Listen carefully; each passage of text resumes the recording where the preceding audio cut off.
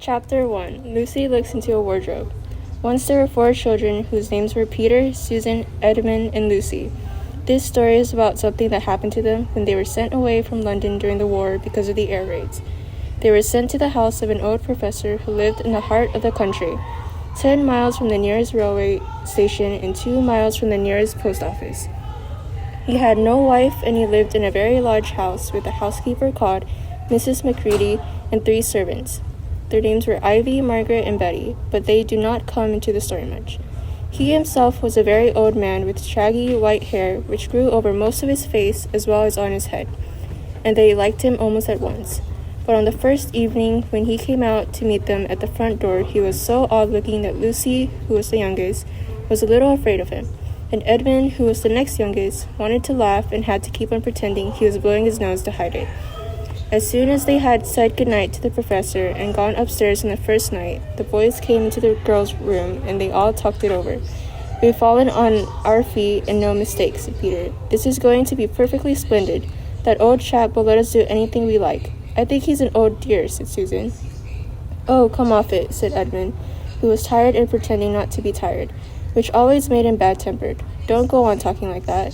"Like what?" said Susan. "And anyway, it's time you were in bed. Try talking like mother," said Edmund. "And who are you to say when I'm to go to bed? Go to bed yourself." "Hadn't we all better go to bed?" said Lucy. Lucy, "There's sure to be a row overheard talking here." "No, there won't," said Peter. "I tell you, this is the sort of house where no one's going to mind what we do. Anyway, they won't hear us. It's about 10 minutes' walk from here down to that dining room, and any amount of stairs and passages in between." "What's that noise?" said Lucy suddenly. It was a far larger house than she had ever seen in before, and the thought of all those long passages and rows of doors leading into empty rooms was beginning to make her feel a little creepy. "It's only a bird, silly," said Edmund. "It's an owl," said Peter. "This is going to be a wonderful place for birds. I shall go to bed now. I say, let's go and explore tomorrow. You might find anything in a place like this. Did you see those mountains as we came along? And the woods? There might be eagles. There might be stags. There'll be hawks. Badgers," said Lucy. "Foxes," said Edmund. "Rabbits," said Susan. But when the next morning came, there was a steady rain falling, so thick that when you looked out of the window you could see neither the mountains nor the woods, nor even the stream in the garden. "Of course it would be raining," said Edmund.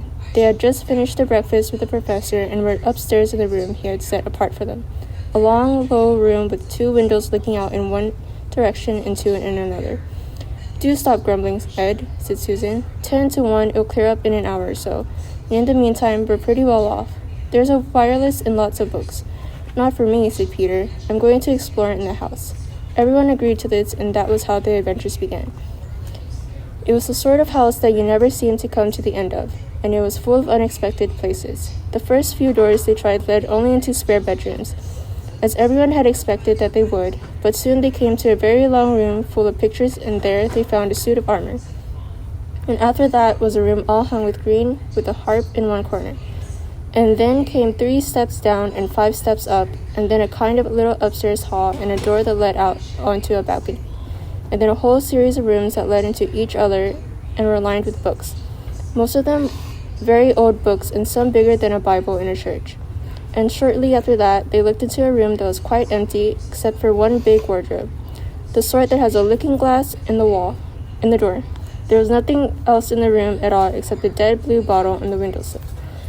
"Nothing there," said Peter, and they all trooped out again, all except Lucy. She stayed behind because she thought it would be worthwhile trying the door of the wardrobe, even though she felt almost sure they would be locked. To her surprise, it opened quite easily, and 2 mothballs dropped out. Looking into the inside, she saw several coats hanging up, mostly long fur coats. There was nothing Lucy liked so much as the smell of fur. She immediately stepped into the wardrobe and got in among the coats and rubbed her face against them, leaving the door open, of course, because she knew that it was very foolish to shut oneself into any wardrobe. Soon she went further in and found that there was a second row of coats hanging up behind the first one. It was almost quite dark in there, and she kept her arms stretched out in front of her so as not to bump her face into the back of the wardrobe. She took a step further in, then 2 or 3 steps, almost always expecting to feel against the tips of her fingers, but she could not feel it. This must be a simply enormous wardrobe, thought Lucy, going still further in and pushing the soft folds of the coats aside to make room for her. Then she noticed that there was something crunching under her feet. I wonder, is that more mothballs? She thought, stooping down to feel it with her hand. But instead of feeling the hard, smooth wood of the floor of the wardrobe, she felt something soft and powdery and extremely cold. This is very queer, she said, and went on a step or two further. Next moment, she found that what was rubbing against her face and her hands was no longer soft fur, but something hard and rough and even prickly. Why, it is just like branches of trees, exclaimed Lucy, and then she saw that there was a light ahead of her, not a few inches away where the back of the wardrobe ought to have been, but a long way off. Something cold and soft was falling on her. A moment later, she found that she was standing in the middle of a wood at night time, with snow under her feet and snowflakes falling through the air. Lucy felt a little frightened, but she felt very inquisitive and excited as well. She looked back over her shoulder, and there, between the dark tree trunks, she could still see the open doorway of the wardrobe, and even catch a glimpse of the empty room from which she had set out. She had, of course, left the door open, for she knew that it is a very silly thing to shut oneself into a wardrobe. It seemed to be still daylight there. I can always get back if anything goes wrong, thought Lucy. She began to walk forward, crunch, crunch, over the snow, and through the wood towards the other light. In about 10 minutes, she reached it and found it was a lamppost. As she stood looking at it, wondering why there was a lamppost in the middle of a wood, and wondering what to do next, she heard a pitter-patter of feet coming towards her. And soon after that, a very strange person stepped out from among the trees and into the light of the lamppost. He was only a little taller than Lucy herself, and he carried over his head an umbrella, white with snow. From the waist upwards he was like a man, but his legs were shaped like a goat's. The hair on them was glossy black, and instead of feet he had goat's hoofs. He also had a tail, but Lucy did not notice this at first, because it was neatly caught up over the arm that held the umbrella, so as to keep it from trailing in the snow. He had a red woolen muffler round his neck, and his skin was rather reddish too. He had a strange but pleasant little face, with a short pointed beard and curly hair. And out of the hair there stuck 2 horns, one on each side of his forehead. One of his hands, as I have said, held the umbrella. In the other arm he carried several brown paper parcels. What with the parcels and the snow, it looked just as if he had been doing his Christmas shopping. He was a fawn, and when he saw Lucy, he gave such a start of surprise that he dropped all his parcels. "Goodness gracious me!" exclaimed the fawn. Chapter 2. What Lucy Found There. "Good evening," said Lucy, but the fawn was so busy picking up its parcels that at first it did not reply. When it had finished, it made her a little bow. Good evening," said the fawn. "Excuse me, I don't want to be inquisitive, but should I be right in the thinking that you are a daughter of Eve?" "My name's Lucy," said she, not quite understanding him. "But you are, forgive me, you are what they call a girl?" asked the fawn. "Of course I'm a girl," said Lucy. "You are in fact human?" "Of course I'm human," said Lucy, still a little puzzled. To be sure, said the fawn. "How stupid of me. But I've never seen a son of Adam or a daughter of Eve before. I am delighted, that is to say." And then it stopped as if it had been going to say something it had not intended, but it had remembered in time. Delighted, it went on. "Allow me to introduce myself. My name is Mr. Tumnus." "I am very pleased to meet you, Mr. Tumnus," said Lucy. "And may I ask, O Lucy, daughter of Eve," said Mr. Tumnus, "how you have come into Narnia?" "Narnia? What's that?" said Lucy. "This is the land of Narnia," said the fawn, "where we are now. All that lies between the lamppost and the great castle of Paraval on the eastern sea. And you have come from the wild woods of the west." I got in through the wardrobe in the spare room," said Lucy. "Ah," Mr. Tumnus, in a rather melancholy voice, "if only I had worked harder at geography when I was a little fawn, I should no doubt know all about these strange countries. It is too late now." "But they aren't countries at all," said Lucy, almost laughing. "It's only just back there, at least. I'm not sure. It is summer there." "Meanwhile," said Mr. Tumnus, "it is winter in Narnia, and has been for ever so long, and we shall both catch cold if we stand here talking in the snow. Daughter of Eve, from the far land of Spare where eternal summer reigns around the bright city of Wardrobe. How would it be if you came and had tea with me?" "Thank you very much, Mr. Tumnus," said Lucy, "but I was wondering whether I ought to be getting back." "It is only just around the corner," said the fawn, "and there'll be roasting fire and toast and sardines and cake." "Well, it's very kind of you," said Lucy, but I shan't be able to stay long." "If you will take my arm, daughter of Eve," said Mr. Tumnus, "I shall be able to hold the umbrella over both of us. That's the way. Now off we go." And so Lucy found herself walking through the wood arm in arm with the strange creature as if they had known one another all their lives. They had not gone far before they came to a place where the ground became rough and there were rocks all around and little hills up and little hills down.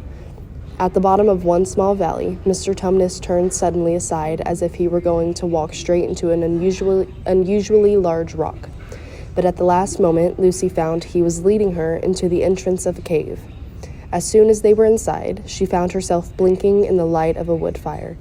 Then Mr. Tumnus stooped and took a flaming piece of wood out of the fire with a neat little pair of tongs and lit a lamp. "Now we shan't be long," he said, and immediately put a kettle on. Lucy thought she had never been in a nicer place. It was a little dry, clean cave of reddish stone with a carpet on the floor and 2 little chairs, "One for me and one for a friend," said Mr. Tumnus, "and a table and a dresser and a mantelpiece over the fire, and above that a picture of an old fawn with a gray beard. In one corner there was a door which Lucy thought must lead to Mr. Tumnus's bedroom, and on a wall was a shelf full of books. Lucy looked at these while she was setting out the tea things. They had titles like The Life and Letters of Silenus, or Nymphs and Their Ways or Men, Monks and Gamekeepers, A Study in Popular Legend, or Is Man a Myth? "Now, daughter of Eve," said the fawn, and really it was a wonderful tea. There was a nice brown egg, lightly boiled, for each of them, and then sardines on toast, and then buttered toast, and then toast with honey, and then a sugar-topped cake. When Lucy was tired of eating, the fawn began to talk. He had wonderful tales to tell of life in the forest.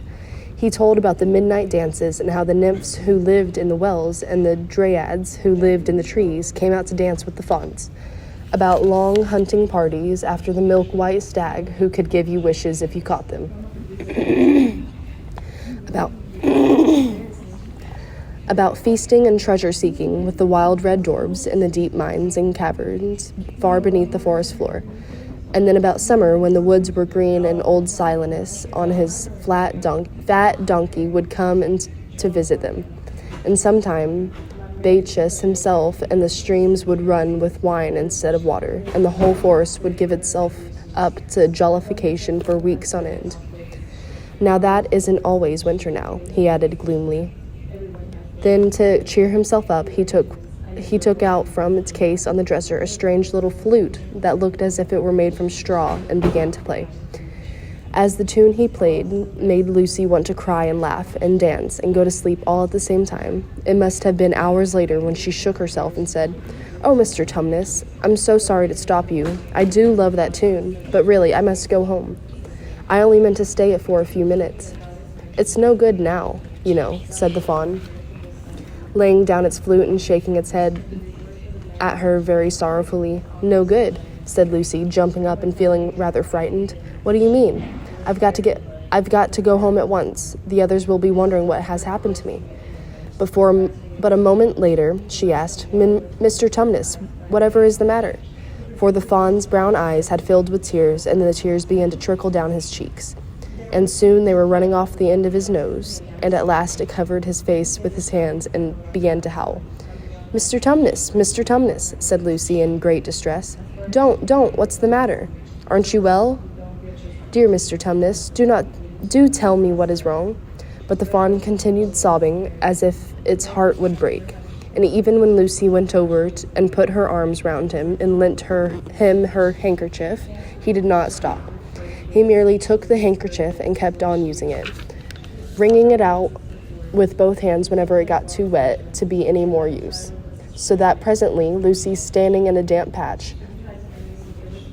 "Mr. Tumnus," bawled Lucy in his ear, shaking him. "Do stop it at once. You ought to be ashamed of yourself. A great big fawn like you. What on earth are you crying about?"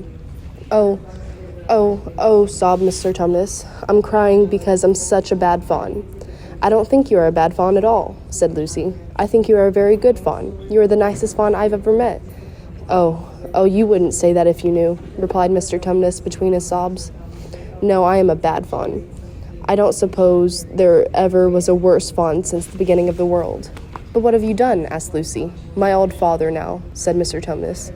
"That's his picture over on the mantelpiece. He would never have done a thing like this." "A thing like what?" said Lucy.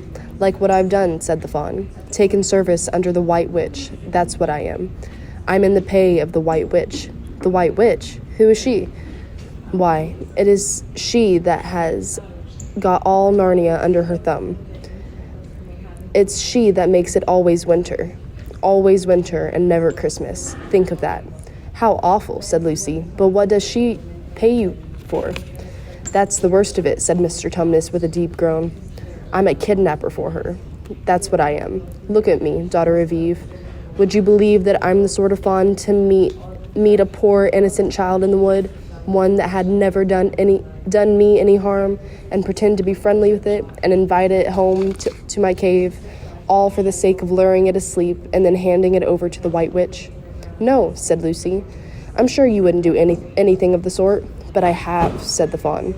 "Well," said Lucy rather slowly, for she wanted to be truthful and yet not be too hard on him. "Well, that was pretty bad. But you're so sorry for it that I'm sure you will never do it again." "Daughter of Eve, don't you understand?" said the fawn. "It isn't something I have done. It's something I'm doing now. Or I'm doing it now, this very moment." "What do you mean?" cried Lucy, turning very white. "You are the child," said Tumnus. "I had orders from the White Witch that if I ever saw a son of Adam or a daughter of Eve in the wood, I was to catch them and hand them over to her. And you are the first I ever met. And I pretended to be your friend and asked you to tea, and all the time I've been meaning to wait till you were asleep and then go and tell her." "Oh, but you won't, Mr. Tumnus," said Lucy. "You won't, will you?" Indeed, you really mustn't." "And if I don't," he said, beginning to cry again, "she's sure to find out, and she'll have my tail cut off, and my horns sawn off, and my beard plucked out, and she'll wave her wand over my beautiful cloven hooves and turn them into horrid solid hooves like a wretched horse's. And if she is extra and specially angry, she'll turn me into stone, and I shall be only of a statue of a fawn in her horrible house until the 4 thrones at Cair Parvel and are filled. And goodness knows when that will happen, or whether it will ever happen at all." "I'm very sorry, Mr. Tumnus," said Lucy, "but please let me go home." "Of course I will," said the fawn. "Of course, I've got to. I see that now. I hadn't known what humans were like before I met you. Of course, I can't give you up to the witch, not now that I know you. But we must be off at once. I'll see you back to the lamppost. I suppose you can find your own way back from there. Back to spare room and wardrobe?" "I'm sure I can," said Lucy. "We must go as quietly as we can," said Mr. Tumnus. "The whole wood is full of her spies. Even some of the trees are on her side." They both got up and left the tea things on the table, and Mr. Tumnus once more put his umbrella and gave Lucy his arm, and they went out into the snow. The journey back was not at all like the journey to the fawn's cave. They stole along as quickly as they could, without speaking a word, and Mr. Tumnus kept to the darkest places. Lucy was relieved that they reached the lamppost again. "Do you know your way from here, daughter of Eve?" said Tumnus. Lucy looked very hard between the trees, and she could just see the distance a patch of light that looked like daylight. "Yes," she said, "I can see the wardrobe door." "Then be off home as quick as you can," said the fawn. "And can you ever forgive me for what I meant to do?" "Why, of course I can," said Lucy, shaking him heartily by the hand. "And I do hope that you won't get into dreadful trouble on my account." "Farewell, daughter of Eve," he said. "Perhaps I may keep the handkerchief?" "Rather," said Lucy, and then ran toward the far-off patch of daylight as quickly as her legs would carry her.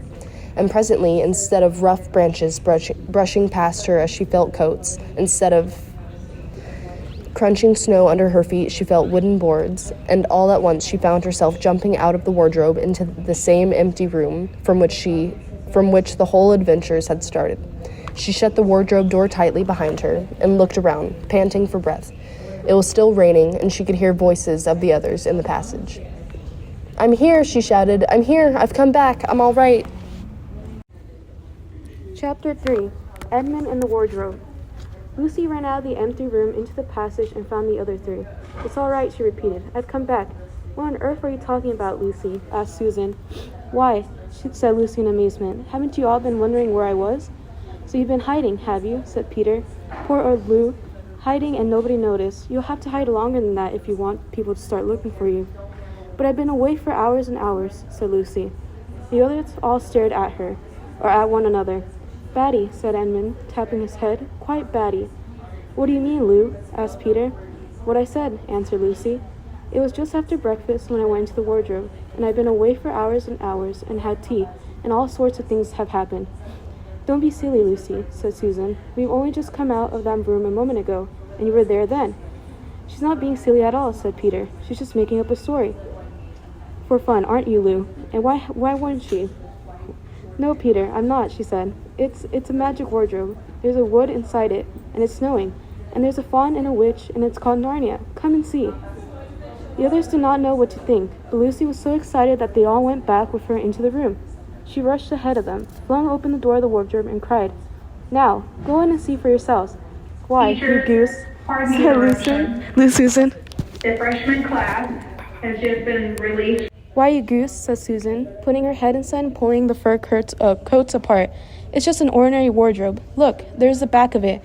And then everyone looked in and pulled the coats apart, and they all saw, Lucy herself saw, a perfectly ordinary wardrobe. There was no wood and no snow, only the back of the wardrobe, with hooks on it. Peter went in and rapped his knuckles on it to make sure that it was solid.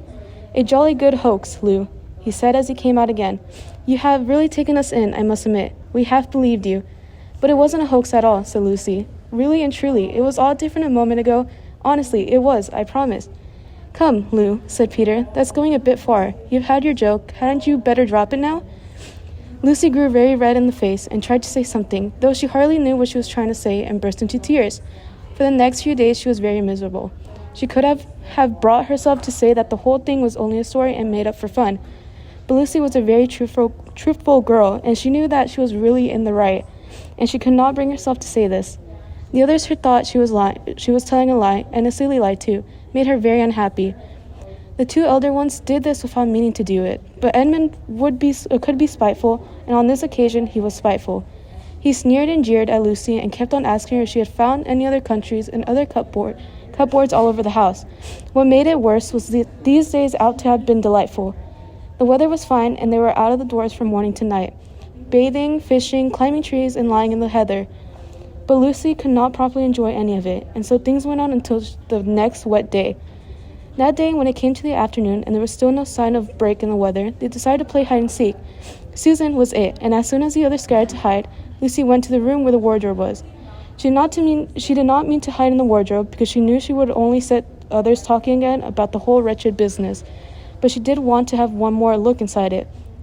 For by this time she was beginning to wonder herself whether Narnia and the faun had not been a dream. The house was so large and complicated and full of hiding places that she thought she would have time to have one look into the wardrobe and then hide somewhere else. But as soon as she reached it, she heard steps in the passage outside, and then there was nothing for it but to jump into the wardrobe and hold the door closed behind her. She did not shut it properly because she knew that it was very silly to shut oneself into a wardrobe, even if it is not a magic one. Now the steps she had heard were those of Edmund, and he came into the room just in time to see Lucy vanishing into the wardrobe. He at once decided to get into it himself, not because he thought it a particularly good place to hide, but because he wanted to go on teasing her about imaginary country. He opened the door. There were the coats hanging up as usual, and a smell of mothballs, and darkness and silence, and no sign of Lucy. "She thinks I'm Susan come to catch her," said Edmund to himself, and she's keeping what very quiet in at the back. He jumped in and shut the door, forgetting what a very foolish thing this is to do. Then he began feeling about for Lucy in the dark. He had expected to find her in a few seconds and was very surprised when he did not. He decided to open the door again and let in some light, but he could not find the door either. He didn't like this at all and began groping wildly in every direction. He even shouted, "Lucy, Lou, where are you? I know you're here." There was no answer, and Edmund noticed that his own voice had a curious sound, not the sound you expect in a cupboard, but a kind of open-air sound. He also noticed that he was unexpectedly cold, and then he saw a light. "Thank goodness," said Edmund. "The door must have swung open on its own accord." He forgot all about Lucy and went towards the light, when he thought was the open door of the wardrobe, but instead of finding himself stepping out into the spare room, he found himself stepping out from the shadow of some thick, dark fir trees into an open place in the middle of the wood. There was a crisp, dry sound under his feet and more snow lying on the branches of the trees. Overhead there was a pale blue sky, the sort of sky one sees on a fine winter day in the morning. Straight ahead of him he saw between the tree trunks the sun, just rising, very red and clear. Everything was perfectly still, as if he were the only living creature in the country. There was not even a robin or a squirrel among the trees, and the wood stretched as far as he could see in every direction. He shivered. He now remembered that he had been looking for Lucy, and also how unpleasant he had been to her about her imaginary country, which now turned out to have been imaginary at all.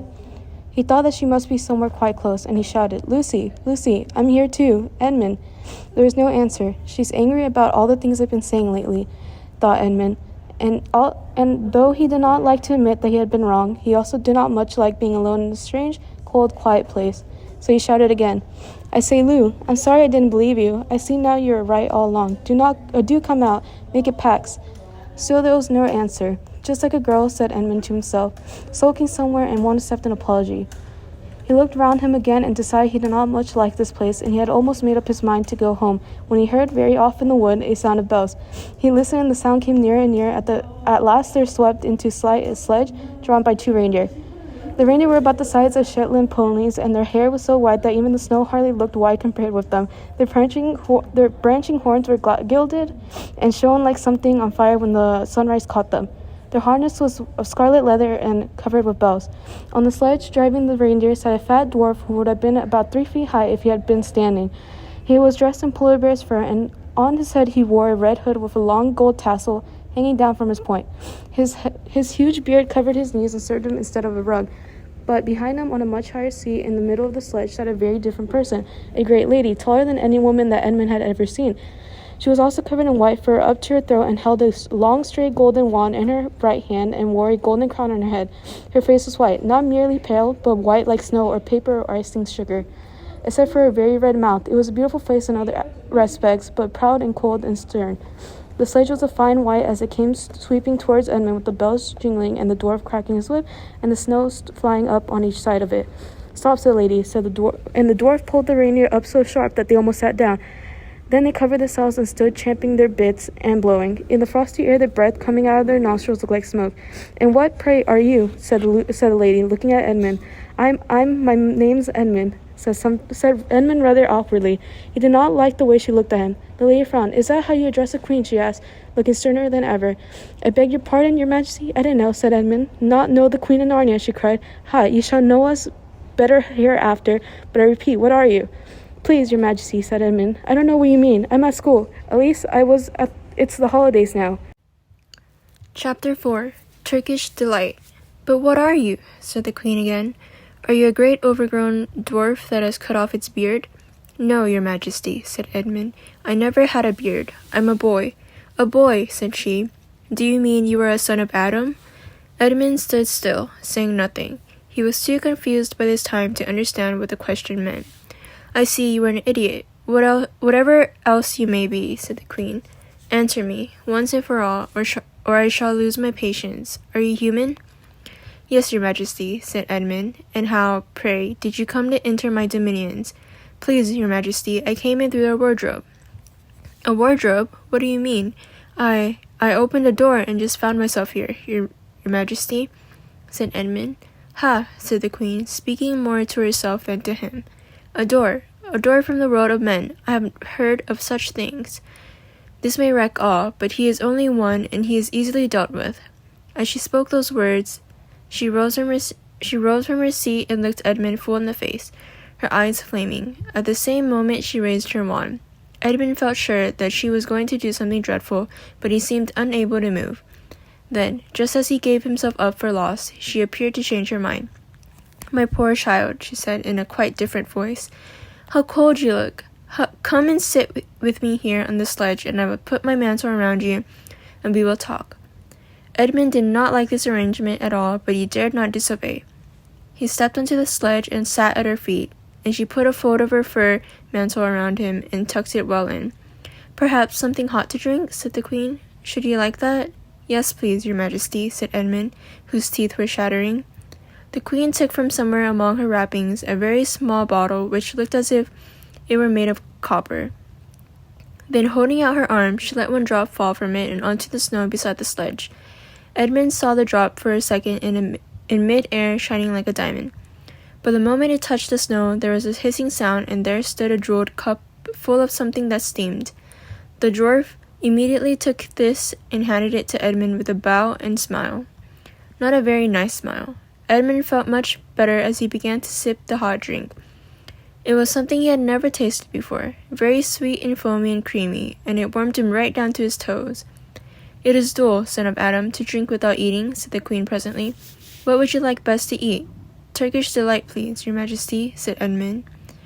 The queen let another drop fall from her bottle into the snow, and instantly there appeared a round box tied with green silk ribbon, which, when opened, turned out to contain several pounds of the best Turkish delight. Each piece was sweet and light to the very center, and Edmund had never tasted anything more delicious. He was quite warm now, and very comfortable. While he was eating, the queen kept asking him questions. At first, Edmund tried to remember that it is rude to speak with one's mouth full, but soon he forgot about this and thought only of trying to shovel down as much Turkish delight as he could. And the more he ate, the more he wanted to eat, and he never asked himself why the queen should be so inquisitive. She got him to tell her that he had one brother and two sisters, and that one of his sisters had already been in Narnia and had met a fawn there, and that no one except himself and his brother and his sisters knew anything about Narnia. She seemed especially interested in the fact that there were 4 of them, and kept on coming back to it. "You are sure there are just 4 of you?" she asked. 2 sons of Adam and 2 daughters of Eve, neither more nor less?" said, and Edmund, with his mouth full of Turkish delight, kept on saying, "Yes, I told you that before," and forgetting to call her your majesty, but she didn't seem to mind now. At last the Turkish delight was all finished, and Edmund was looking very hard at the empty box and wishing that she would ask him whether he would like some more. Probably the queen knew quite well what he was thinking, for she knew, though Edmund did not, that this was enchanted Turkish delight, and that anyone who had once tasted it would want even more and more of it, and would even, if they were allowed, go on eating it till they killed themselves.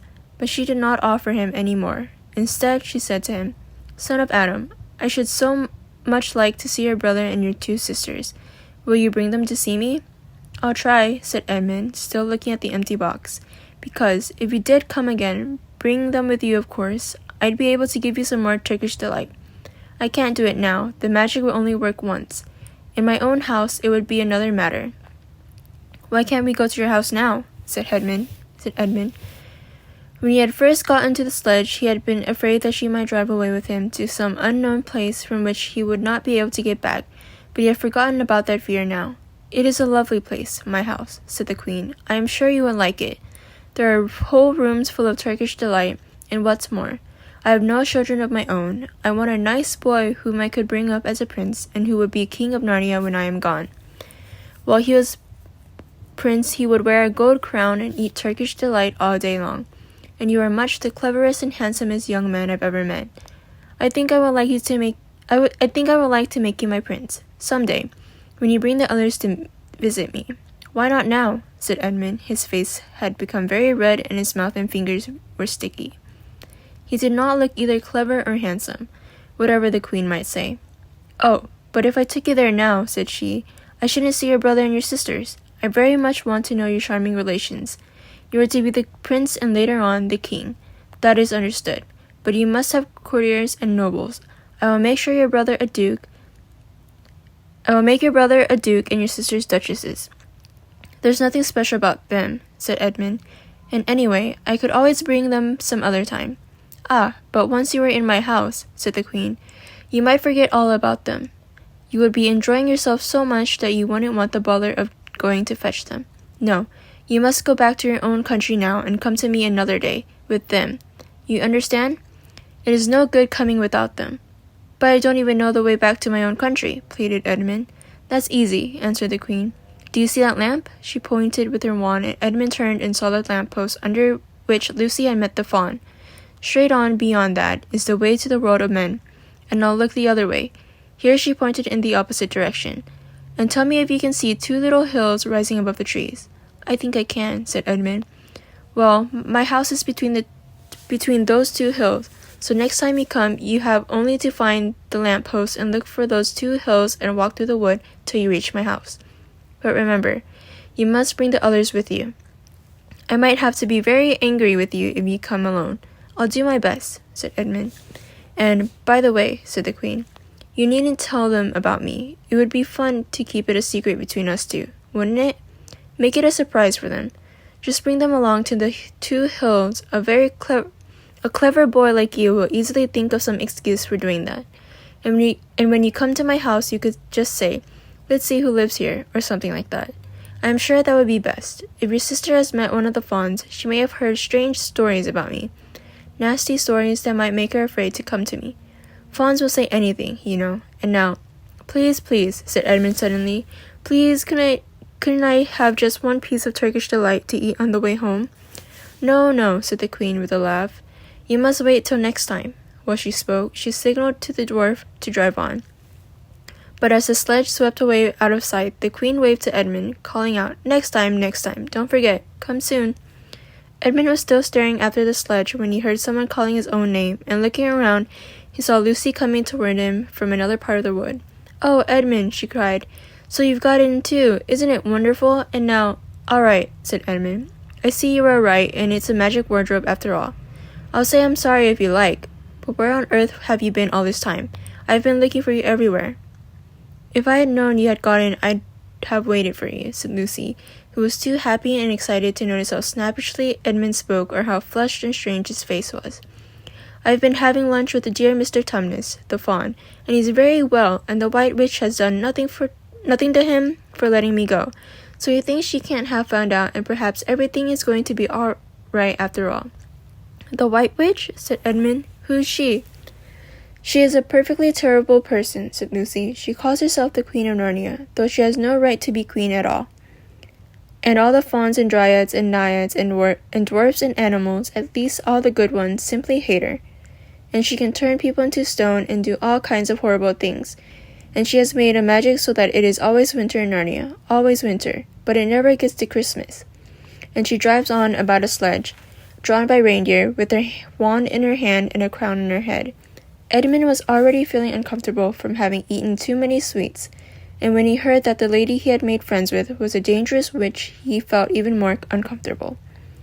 But he still wanted to taste that Turkish delight again more than he wanted anything else. Who told you all that stuff about the White Witch? He asked. Mr. Tumnus, the fawn, said Lucy. You can't always believe what fawns say, said Edmund, trying to sound as if he knew far more about them than Lucy. Who said so? Said Lucy. Everyone knows it, said Edmund. Ask anybody you like, but it's pretty poor sport standing here in the snow. Let's go home. Yes, let's, said Lucy. Oh, Edmund, I am glad you've gotten too. The others will have to believe in Narnia now that both of us have been here. What fun it will be. But Edmund secretly thought that it would not be as good fun for him as for her. He would have to admit that Lucy had been right before all the others, and he felt sure the others would all be on the side of the fawns and the animals, but he was already more than half on the side of the witch. He did not know what he would say, or how he would keep his secret once they were all talking about Narnia. By this time they had walked a good way. Then suddenly they felt coats around them instead of branches, and next moment they were both standing outside the wardrobe in the empty room. I say, said Lucy. You do look awful, Edmund. Don't you feel well? I'm all right, said Edmund, but this was not true. He was feeling very sick.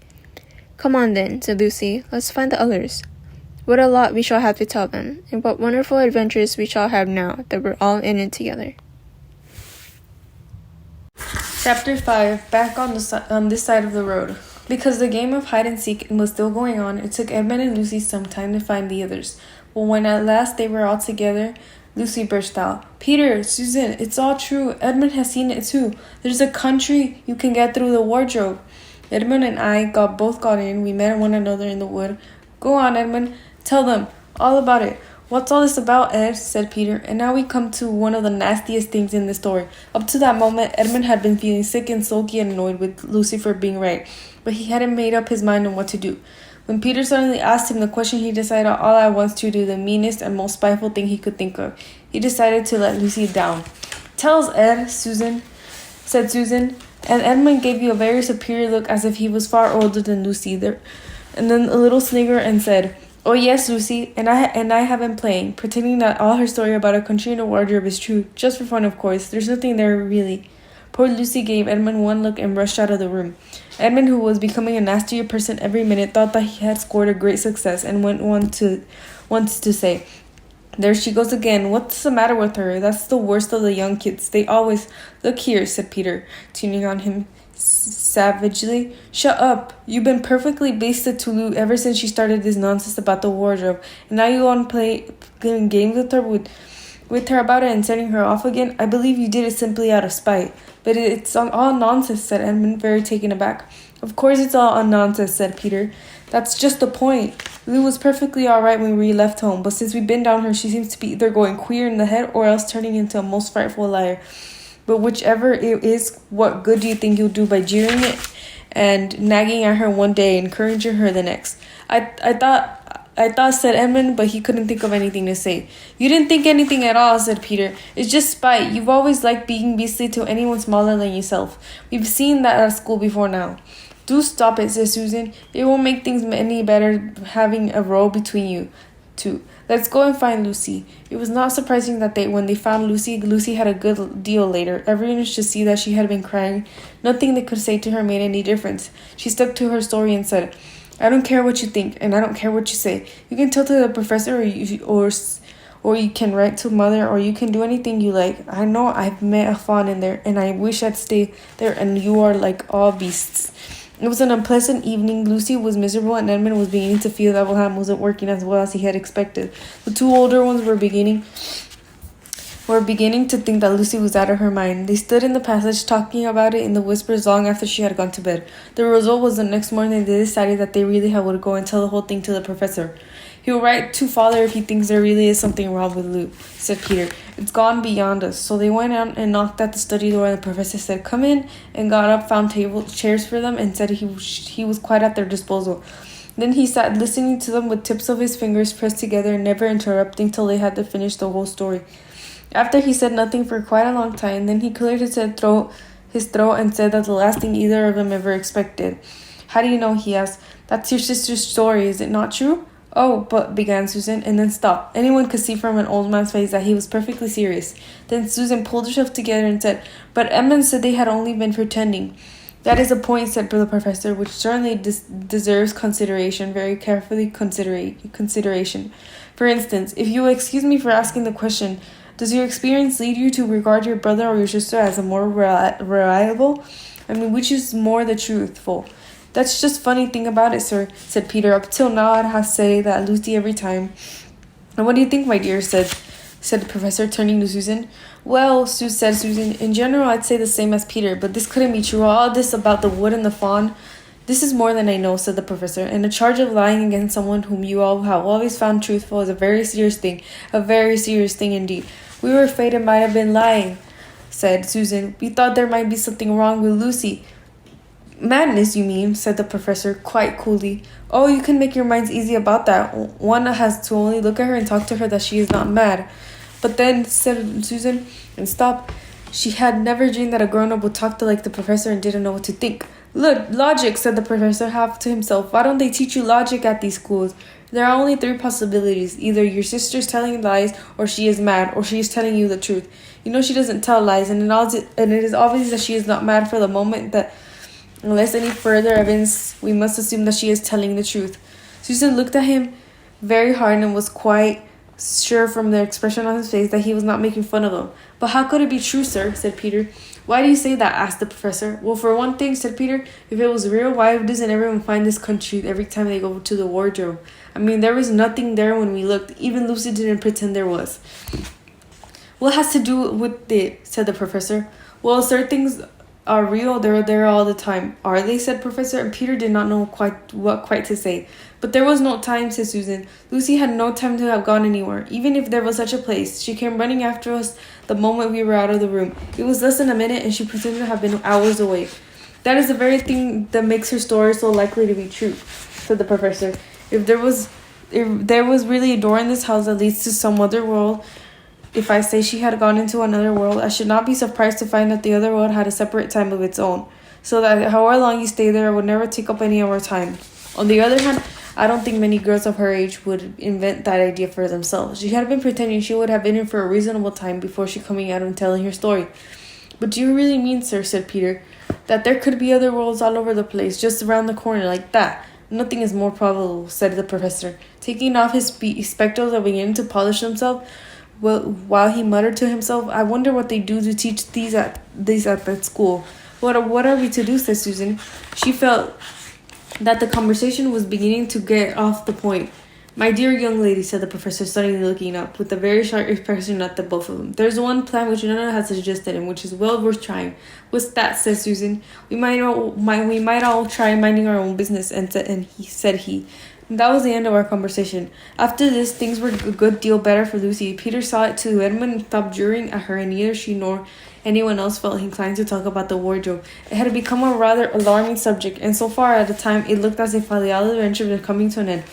But that was not to be. This house of the professor's, which even he knew so little about, was so old and famous that people from all over the world, England, used to come and ask permission to see it over it. It was the sort of house that it mentioned in guidebooks and even in histories, and while it might be for all manner of stories we are about to told about it, some of them even stranger than one, I am telling you now. And when parties of sightseers arrived and asked to see the house, the professor always gave them permission, and Miss Macready, the housekeeper, showed them around, telling them about the pictures and the armor and the rare books in the library.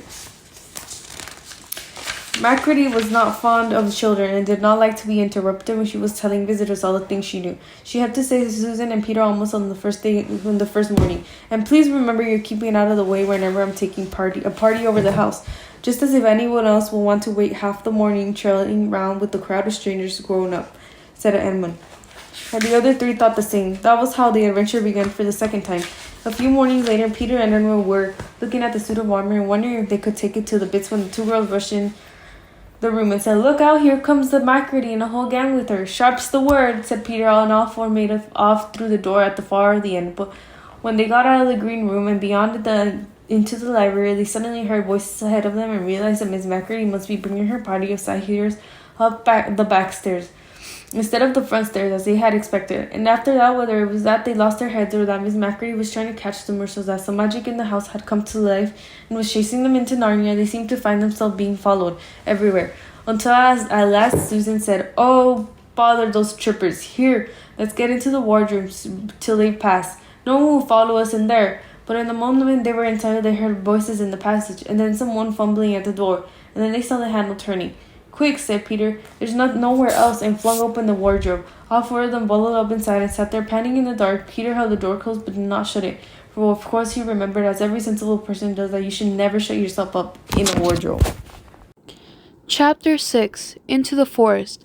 "I wish the Macready would hurry up and take all these people away," said Susan presently. "I'm getting horribly cramped." "And what a filthy smell of camphor," said Edmund. "I expect the pockets of these coats are full of it," said Susan, "to keep away moths." "There's something sticking into my back," said Peter. "And isn't it cold?" said Susan. "Now that you mention it, it is cold," said Peter. "And hang it all, it's wet too. What's the matter with this place? I'm sitting on something wet. It's getting wetter every minute." He struggled on to his feet. "Let's get out," said Edmund. "They've gone." Oh, said Susan suddenly, and everyone asked her what was the matter. "I'm sitting against a tree," said Susan, "and look, it's getting light, over there." "By Jove, you're right," said Peter, "and look there, and there. It's trees all around, And this wet stuff is snow. Why, I do believe we got into Lucy's wood after all. And now there was no mistaking it, and all 4 children stood blinking in the daylight of a winter day. Behind them were coats hanging on pegs. In front of them were snow-covered trees. Peter turned at once to Lucy. I apologize for not believing you, he said. I'm sorry. Will you shake hands? Of course, said Lucy, and did. And now, said Susan, what do you do next? Do, said Peter. Why, go and explore the wood, of course. Ugh, said Susan, stamping her feet. It's pretty cold. What about putting on some of these coats? They're not ours, said Peter doubtfully. I'm sure nobody would mind, said Susan. It isn't as if we want to take them out of the house. We shan't take them even out of the wardrobe. I never thought of that, Sue, said Peter. Of course, now you put it that way, I see. No one could say you had bagged a coat as long as you leave it in the wardrobe where you found it. And I suppose this whole country is in the wardrobe. They immediately carried out Susan's very sensible plan. The coats were rather too big for them, so that they came down to their heels and looked more like royal robes than coats when they had put them on. But they all felt a good deal warmer, and each thought the others looked better in their new get-ups and more suitable to the landscape. We can pretend we are Arctic explorers, said Lucy. This is going to be exciting, enough without pretending, said Peter, as he began leading the way forward into the forest.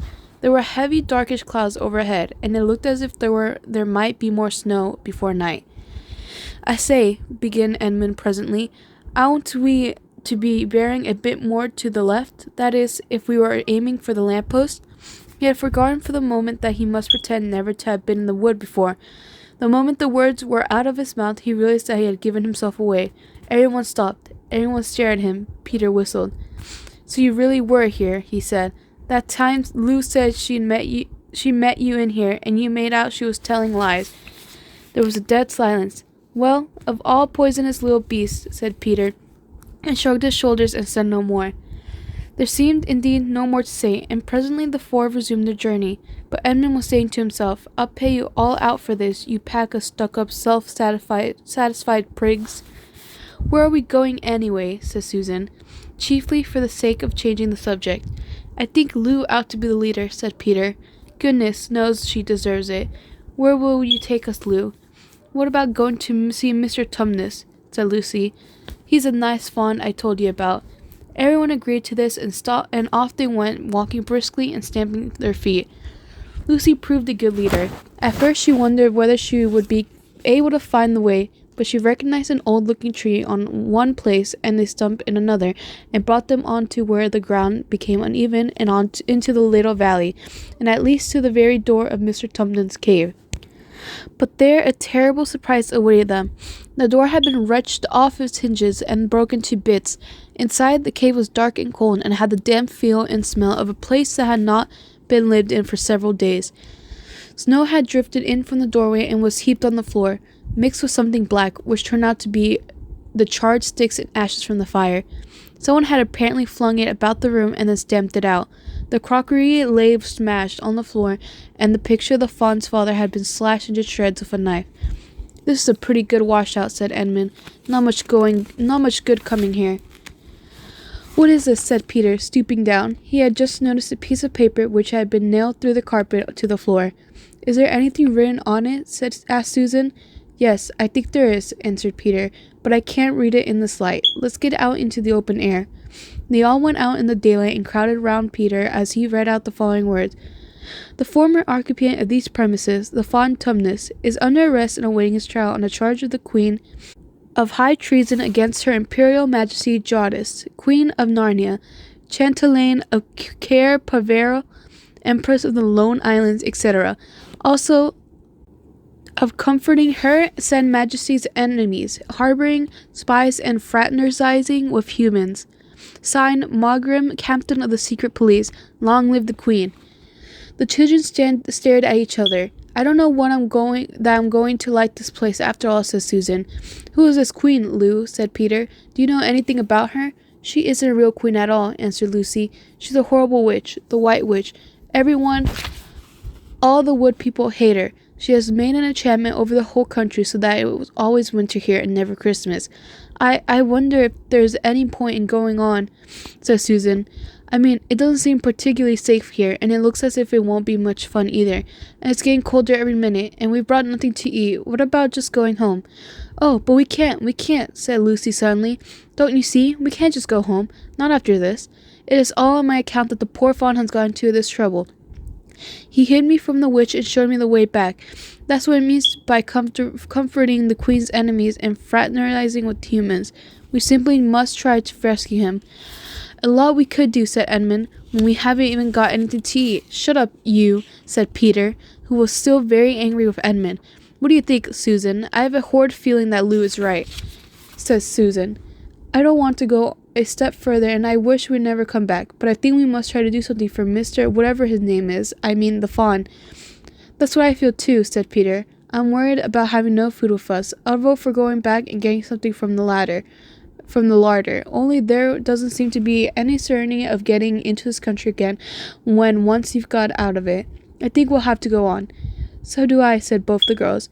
"If only we knew where the poor chap was in prison," said Peter.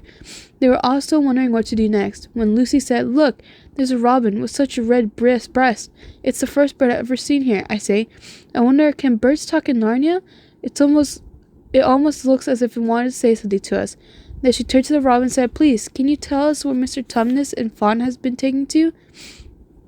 And as she said this, she took a step forward the bird. It at once flew away, but only as far as to the next tree. There it perched and looked at them very hard, as if it understood as they had been saying. Almost without noticing that they had done so, the four children went a step or two nearer to it. At this the robin flew away again to the next tree, and once more looked at them very hard. You couldn't have found a robin with a redder chest or a brighter eye.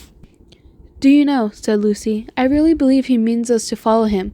I have an idea he does," said Susan. "What do you think, Peter?" "Well, we might as well try it," answered Peter.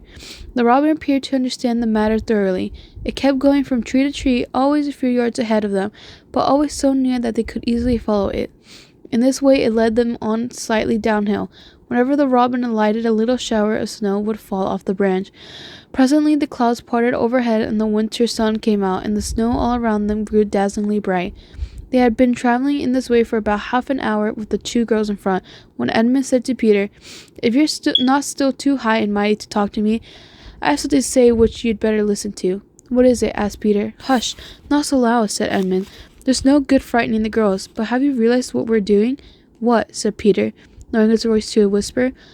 "We're following a guide we know nothing about. How do we know which side that bird is on? Why shouldn't it be leading us into a trap? That's a nasty idea. Still, a robin, you know, they're good birds in all stories I've ever read. I'm sure a robin wouldn't be on the wrong side. If it comes to that, which is the right side? How do we know that the fawns are in the right and the queen, yes, I know, I've been told she's a witch, is in the wrong? We don't really know anything about either. The fawn saved Lucy. He said he did, but how do you know? And there's another thing too. Has anyone the least idea of the way home from here?" "Great Scott," said Peter. "I hadn't thought of that. And no chance of dinner either," said Edmund. Chapter 7. A Day with the Beavers. While the two boys were whispering behind, both the girls suddenly cried, "Oh," and stopped. "The robin," cried Lucy. "The robin. It's flown away." And so it had, right out of sight. "And now what are we to do?" said Edmund, giving Peter a look which was as much as to say, "What did I tell you?" "Shh, look," said Susan. "What?" said Peter. "There's something moving among the trees over there to the left." They all stared as hard as they could, and no one felt very comfortable. "There it goes again," said Susan presently. "I saw it that time too," said Peter. "It's still there. It's just gone behind that big tree." "What is it?" asked Lucy, trying very hard not to sound nervous. "Whatever it is," said Peter, "it's dodging us. It's something that doesn't want to be seen." "Let's go home," said Susan. And then, though nobody said it out loud, everyone suddenly realized the same fact that Edmund had whispered to Peter at the end of the last chapter. They were lost.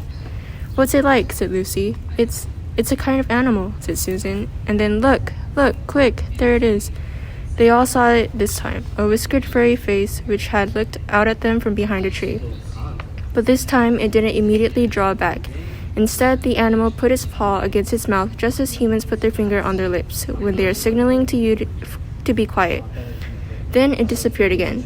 The children all stood holding their breath. A moment later, the stranger came out from behind the tree, glanced all around as if it were afraid someone was watching. said hush, made signs to them to join in the thicker bit of wood where it was standing, and then once more disappeared. I know what it is, said Peter. It's a beaver. I saw the tail. It wants us to go to it, said Susan, and it is warning us not to make a noise. I know, said Peter. The question is, are we to go to it or not? What do you think, Lou? I think it's a nice beaver, said Lucy. Yes, but how do we know, said Edmund. Shan't we have to risk it, said Susan. I mean, it's no good just standing there, and I feel I want some dinner. At this moment, the beaver again popped its head out from behind the tree and beckoned earnestly to them. Come on, said Peter. Let's give it a try. All keep close together. We ought to be a match for one beaver if it turns out to be an enemy. So the children all got close together and walked up to the tree and in behind it. And there, sure enough, they found the beaver, but it still drew back, saying to them in a hoarse, throaty whisper, Further in, come further in, right in here. We're not safe in the open. Only when it had led them into a dark spot where 4 trees grew so close together that their boughs met and the brown earth and pine needles could be seen underfoot, because no snow had been able to fall there, did it begin to talk to them. Are you the sons of Adam and the daughters of Eve? It said. We're some of them, said Peter. Shh, said the beaver. Not so loud, please. We're not safe even here. Why? Who are you afraid of? Said Peter. There's no one here but ourselves. There are the trees, said the beaver. They're always listening. Most of them are on our side, but there are trees that would betray us to her. You know who I mean. And it nodded its head several times. If it comes to talking about sides, said Edmund, how do we know you're a friend? Not meaning to be rude, Mr. Beaver, added Peter, but you see, we're strangers. Quite right, said the beaver. Here's my token. With these words, it held up to them a little white object. They all looked at it in surprise, till suddenly Lucy said, Oh, of course, it's my handkerchief, the one I gave to poor Mr. Tumnus. That's right, said the beaver. Poor fellow. He got wind of the arrest before it actually happened and handed this over to me. He said that if anything happened to him, I must meet you here and take you on to... Here the beaver's voice sank into silence, and he gave 1 or 2 very mysterious nods. Then, signaling to the children to stand as close around it as they possibly could, so their faces were actually tickled by its whiskers, it added in a low whisper, They say Aslan is on the move. Perhaps has already landed. And now a very curious thing happened. None of the children knew who Aslan was any more than you do. But the moment the beaver had spoken these words, everyone felt quite different. Perhaps it has sometimes happened to you in a dream that someone says something which you don't understand, but in the dream it feels as if it had some enormous meaning. Either a terrifying one which turns the whole dream into a nightmare, or else a lovely meaning too lovely to put into words, which makes the dream so beautiful that you remember it all your life and are always wishing you could get into the dream again. It was like that now. At the name of Aslan, each one of the children felt something jump in its inside. Edmund felt a sensation of mysterious horror. Peter felt suddenly brave and adventurous. Susan felt as if some delicious smell or some delightful strain of music had just floated by her. And Lucy got the feeling you have when you wake up in the morning and realize that it is the beginning of the holidays or the beginning of summer. And what about Mr. Tumnus? Said Lucy. Where is he? Shh, said the beaver. Not here. I must bring you where we can have a real talk and also dinner. No one except Edmund felt any difficulty about trusting the beaver now, and everyone, including Edmund, was very glad to hear the word dinner. They therefore all hurried along behind their new friend, who led them at a surprisingly quick pace, and always in the thickest parts of the forest, for over an hour. Everyone was feeling very tired and very hungry, when suddenly the trees began to get thinner in front of them, and the ground to fall steeply downhill. A minute later, they came out under the open sky. The sun was still shining, and found themselves looking down on a fine sight. They were standing on the edge of a steep, narrow valley at the bottom of which ran, at least it would have been running if it hadn't been frozen, a fairly large river. Just below them, a dam had been built across this river, and when they saw it, everyone suddenly remembered that of course beavers were always making dams, and felt quite sure that Mr. Beaver had made this one. They also noticed that he now had a sort of modest expression on his face, the sort of look people have when you are visiting a garden they've made or reading a story they've written. So it was only common politeness when Susan said, What a lovely dam! And Mr. Beaver didn't say hush this time, but merely a trifle, and it isn't really finished. Above the dam there was what ought to have been a deep pool, but was now, of course, a level floor of dark green ice. And below the dam, much lower down, was more ice, but instead of being smooth, this was all frozen into the foamy and wavy shapes in which the water had been rushing along at the very moment when the frost came. And where the water had been trickling over and spurting through the dam, there was now a glittering wall of icicles, as if the side of the dam had been covered all over with flowers and wreaths and festoons of the purest sugar. And out in the middle, and partly on top of the dam, was a funny little house shaped rather like an enormous beehive, and from a hole in the roof smoke was going up, so that when you saw it, especially if you were hungry, you at once thought of cooking and became hungrier than you were before. That was what the others chiefly noticed, but Edmund noticed something else. A little lower down the river there was another small river which came down another small valley to join it. And looking up that valley, Edmund could see two small hills, and he was almost sure they were the two hills which the White Witch had pointed out to him when he parted from her at the lamp-post that other day. And then between them, he thought, must be our palace, only a mile off or less. And he thought about Turkish delight and about being a king. And I wonder how Peter will like that, he asked himself. And horrible ideas came into his head. Here we are, said Mr. Beaver. And it looks as if Mrs. Beaver is expecting us. I'll lead the way, but be careful and don't slip. The top of the dam was wide enough to walk on, though not for humans, a very nice place to walk, because it was covered with ice, and though the frozen pool was level with it on one side, there was a nasty drop to the lower river on the other. Along this route, Mr. Beaver led them in a single file right out to the middle, where they could look a long way up the river and a long way down it. And when they had reached the middle, they were at the door of the house. Here we are, Mrs. Beaver, said Mr. Beaver. I found them. Here are the sons and daughters of Adam and Eve. And they all went in. The first thing Lucy noticed as she went in was a burring sound. And the first thing she saw was a kind-looking old she-beaver sitting in the corner with a thread in her mouth, working busily at her sewing machine. And it was from it that the sound came. She stopped her work and got up as soon as the children came in. So you've come at last, she said, holding out both her wrinkled old paws. At last, to think that ever I should live to see this day. The potatoes are on boiling and the kettle singing, and I dare say, Mr. Beaver, you'll get us some fish. That I will, said Mr. Beaver, and he went out of the house. Peter went with him, and across the ice of the deep pool to where he had a little hole in the ice which he kept open every day with his hatchet. They took a pail with him. Mr. Beaver sat down quietly at the edge of the hole. He didn't seem to mind it being so chilly. Looked hard into it, then suddenly shot in his paw, and before he could say Jack Robinson had whisked out a beautiful trout, then he did it all over again until they had a fine catch of fish. Meanwhile, the girls were helping Mrs. Beaver to fill the kettle and lay the table and cut the bread and put the plates in the oven to heat and draw a huge jug of beer for Mr. Beaver from a barrel which stood in one corner of the house, and to put on the frying pan and get the dripping hot. Lucy thought the Beavers had a very snug little home, though it was not at all like Mr. Tumnus's cave. There were no books or pictures, and instead of beds, there were bunks, like on board ship, built into the wall, and there were hams and strings of onions hanging from the roof. And against the walls were gum boots and oilskins and hatchets and pairs of shears, and spades and trowels and things for carrying mortar and fishing rods and fishing nets and sacks. And the cloth on the table, though very clean, was very rough. Just as the frying pan was nicely hissing, Peter and Mr. Beaver came in with the fish which Mr. Beaver had already opened with his knife and cleaned out in the open air. You could think how good the new caught fish smelled while they were frying, and how the hungry children longed for them to be done, and how very much hungrier still they had become before Mr. Beaver said, Now we're nearly ready. Susan drained the potatoes and then put them all back in the empty pot to dry on the side of the range, while Lucy was helping Mrs. Beaver to dish up the trout, so that in a very few minutes everyone was drawing up their stools.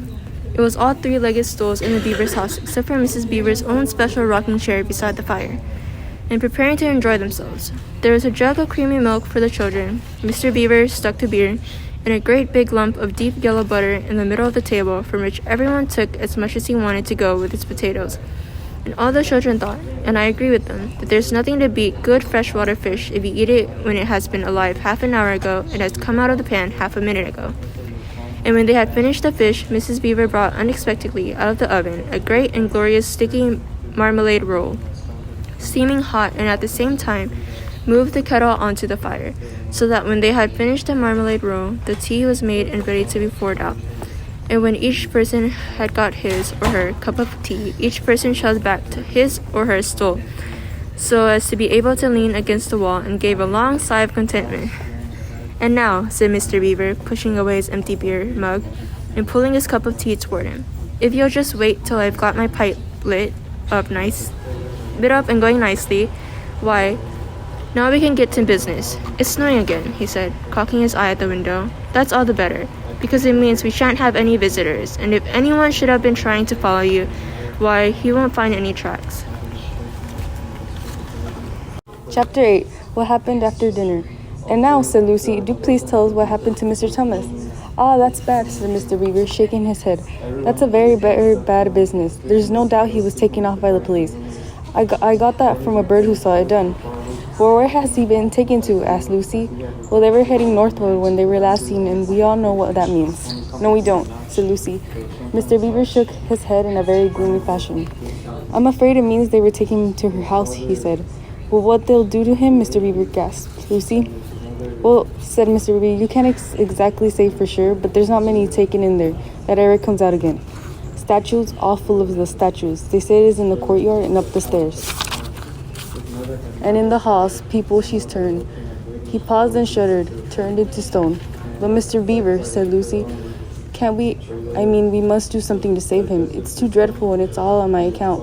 "I don't doubt you save him if you could, dearie," said Mrs. Beaver, "but you've no chance of getting into that house against her will and never coming out alive." "Couldn't we have some stratagem?" said Peter.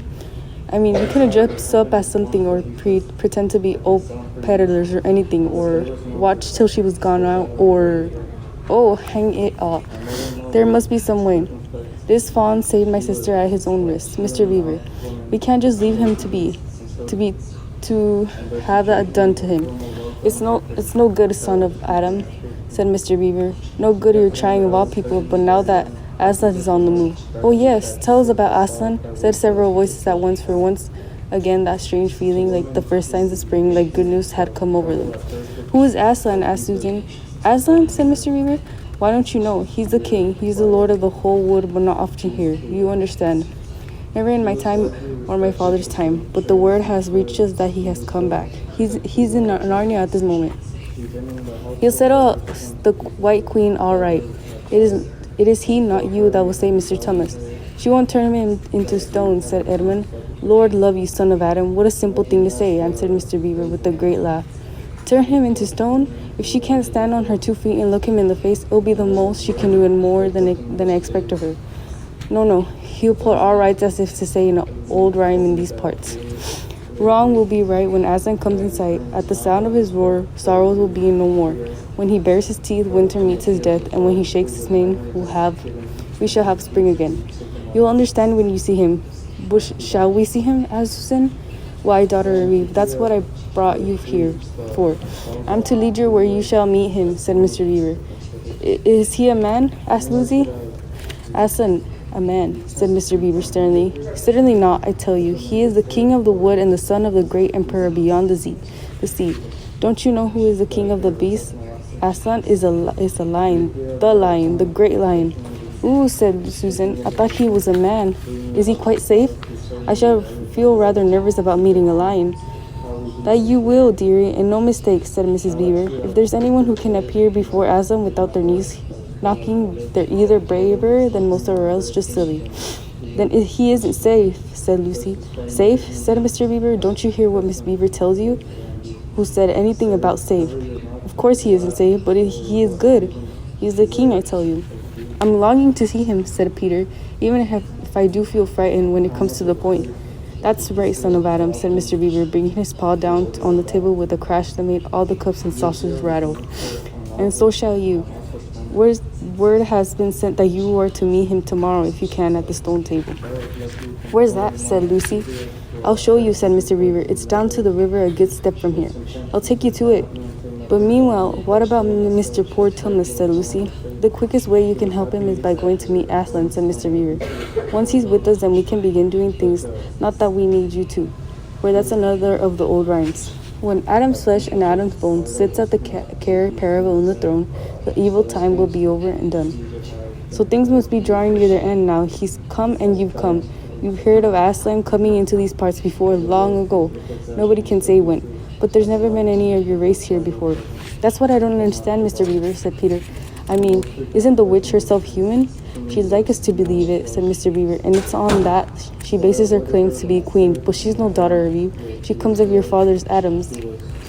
Your father's Adam's first wife they called Lilith, and she was one of the jinn. That's what she comes from on one side, and on the other she comes off of the giants. No. There isn't a drop of real human blood in the witch. That's why she's bad all through, Mr. Beaver said Miss Beaver. True enough, Miss Beaver replied. There may be two views about humans, but there's no two views about things that look like humans and aren't. I've known good dwarves, said Mrs. Beaver. So now you come to speak of it, said her husband. But precious few, and they were the ones least like men. But in general, take my advice when you meet anything that's going to be human and it isn't yet, or used to be human once and now isn't, or out to be human and isn't. You keep your eyes on it and feel for your hatchet. And that's why the witch is always on the lookout for any humans in Narnia. She's been watching for you this many years, and if she knew there were 4 of you, she'd be more dangerous still. What's that to do with it? Asked Peter. Because of another prophecy, said Mr. Beaver. Down at Cair Paravel, that's the castle on the sea coast, down at the mouth of this river, which ought to be the capital of the whole country, if all was as it is, should be down at Cair Paravel. There are 4 thrones, and it's saying in Narnia time out of mind that when 2 sons of Adam and 2 daughters of Eve sits in the 4 thrones, when it'll be the end not only of the white witch reign, but her life. And that is why we had to be so cautious as we came along, for if she knew about you 4, your lives wouldn't be worth the shake of my whiskers. All the children have been attending so hard to what Mr. Beaver was telling them that they had noticed nothing else for a long time. Then during the moment of silence that followed his last remark, Lucy suddenly said, I say, where's Edmund? There was a dreadful pause, and then everyone began asking, who saw him last? How long has he been missing? Is he outside? And then all rushed to the door and looked out. The snow was falling thickly and ready, and suddenly the green ice of the pool had vanished under a thick white blanket, and from where the little house stood in the center of the dam, you could hardly see either bank. Out they went, plunging well over their ankles into soft new snow, and went round the house in every direction. Edmund, Edmund, they called till they were hoarse. But the silently falling snow seemed to muffle their voices, and there was not even an echo in answer. How perfectly dreadful, said Susan, as they last came back in despair. Oh, how I wish we never come. What on earth are we to do, Mr. Beaver, said Peter. Do? Said Mr. Beaver, who was already putting on his snow boots. Do? We must off at once. We haven't a moment to spare. We'd better divide into 4 search parties, said Peter, and all go in different directions. Whoever finds him must come back here at once. Search party, son of Adam, said Mr. Beaver. What for? Why, to look for Edmund, of course. There's no point in looking for him, said Mr. Beaver. What do you mean, said Susan. He can't be far away yet, and we got to find him. What do you mean when you say there's no use for looking him? The reason there's no use for looking him, said Mr. Beaver, is that we already know where he's gone. Everyone stared in amazement. Don't you understand, said Mr. Beaver. He's gone to her, to the White Witch. He was betrayed us all. Oh, surely, oh, really, said Susan. He can't have done that. Can't he, said Mr. Beaver, looking very hard at the 3 children, and everything they wanted to say died on their lips, for each suddenly felt quite certain and said that this was exactly what Edmund had done. But will he know the way, said Peter. Has he been in this country before? Asked Mr. Beaver. Has he ever been here alone? Yes, said Lucy, almost in a whisper. I'm afraid he has. And did he tell you what he'd done or he'd met? Well, no, he didn't, said Lucy. Then mark my words, said Mr. Beaver. He has already met the White Witch and joined her side and had been told where she lives. I didn't like to mention it before, but the moment I set eyes on the brother of yours, I said to myself, treacherous. He had to look of one who has been with the witch and eaten her food. You can always tell them if you live long in Narnia, something about their eyes. All the same, said Peter, in a rather choking sort of voice. We'll still have to go and look for him. He is our brother after all, even if he's rather a little beast and he's only a kid. Go to the witch's house, said Mrs. Beaver. Don't you see that the only chance of saving either him or yourself is to keep him away from her? What do you mean, said Lucy. Why, all she wants is to get all 4 of you. Once you were all 4 inside her house, her job would be done, and there'd be 4 new statues in her collection before you had time to speak. But she'll keep him alive as long as he's the only she's got, because she wants to use him as a decoy, as bait to catch the rest of you. Oh, can no one help us? Well, Lucy? Only Aslan, said Miss Beaver. We must go on and meet him. That's our only chance now. It seems to me, my dears, said Miss Beaver, that it's very important to know just when he slipped away. How much he can tell her he depends on how much he heard. For instance, had we started talking of Aslan before he left? If not, then we may do very well, for she won't know what Aslan has come to Narnia, or that we are meeting him, and we will be quite off guard as far as that is concerned.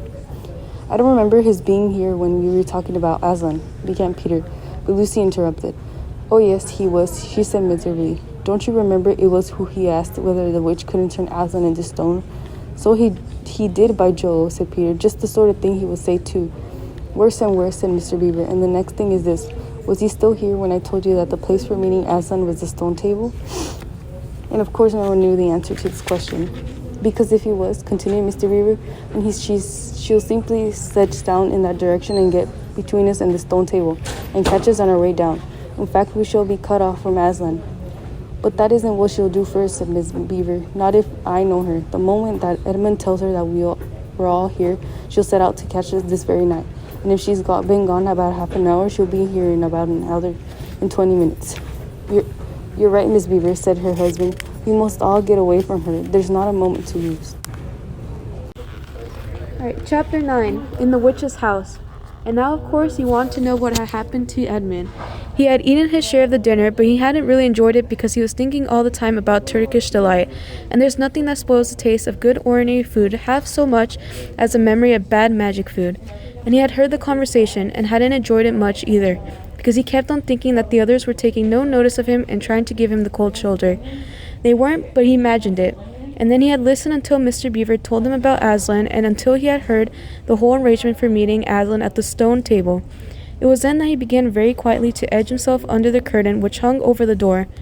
For the mention of Aslan gave him a mysterious and horrible feeling, just as it gave others a mysterious and lovely feeling.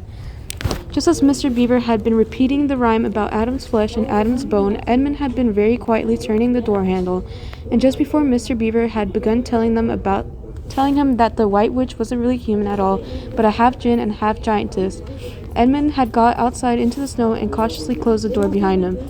You mustn't think that even now Edmund was quite so bad that he actually wanted his brother and sisters to be turned into stone. He did want Turkish delight, and to be a prince, and later a king, and to pay Peter out for calling him a beast. As for what the witch would do with the others, he didn't want her to be particularly nice to them, certainly not to put them on the same level as himself. But he managed to believe, or to pretend he believed, that she wouldn't do anything very bad to them. Because he said to himself, all these people who say nasty things about her are her enemies, and probably half of it isn't true. She was jolly nice to me. Anyway, much nicer than they are. I expect she is a rightful queen, really. Anyways, she'll be better than that awful Aslan. At least that was the excuse he made it in his own mind for what he was doing. It wasn't a very good excuse, however, for deep down inside him he really knew that the White Witch was bad and cruel. The first thing he realized when he got outside and found the snow falling all around him was that he had left his coat behind in the beaver's house, and of course there was no chance of going back to get it now. The next thing he realized was that the daylight was almost gone, for it had been nearly 3 o'clock when they sat down to eat dinner and the winter days were short.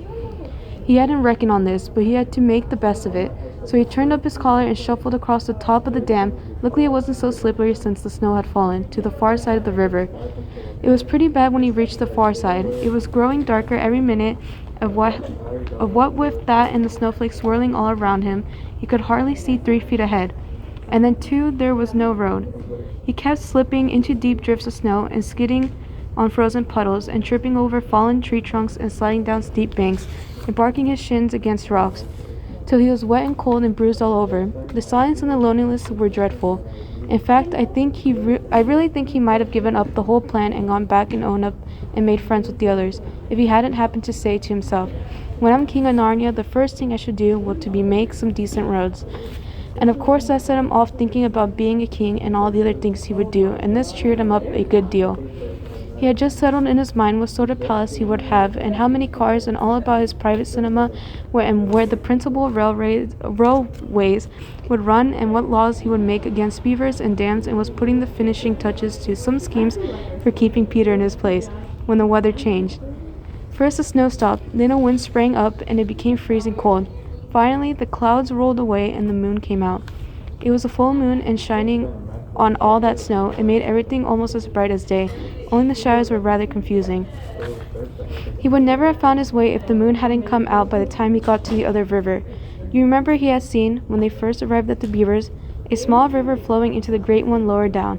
He now reached this and turned to follow it up, but the little valley down which it came was much steeper and rockier than the one he had just left and much overgrown with bushes, so that he could not have managed it at all in the dark. Even as it was, he got wet, though he had to stoop under branches, and great loads of snow came sliding off his back.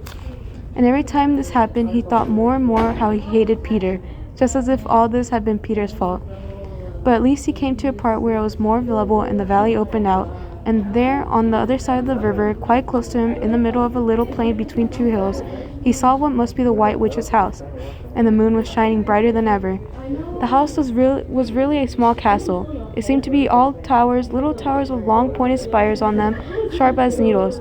They looked like huge dunce's caps or sorceress caps, and they shone in the moonlight, and their long shadows looked strange on the snow. Edmund began to be afraid of the house, but it was too late to think of turning back now. He crossed the river on the ice and walked up to the house. There was nothing stirring, not the slightest sound anywhere. Even his own feet made no noise on the deep, newly fallen snow. He walked on and on, past corner after corner of the house, and past turret after turret to find the door.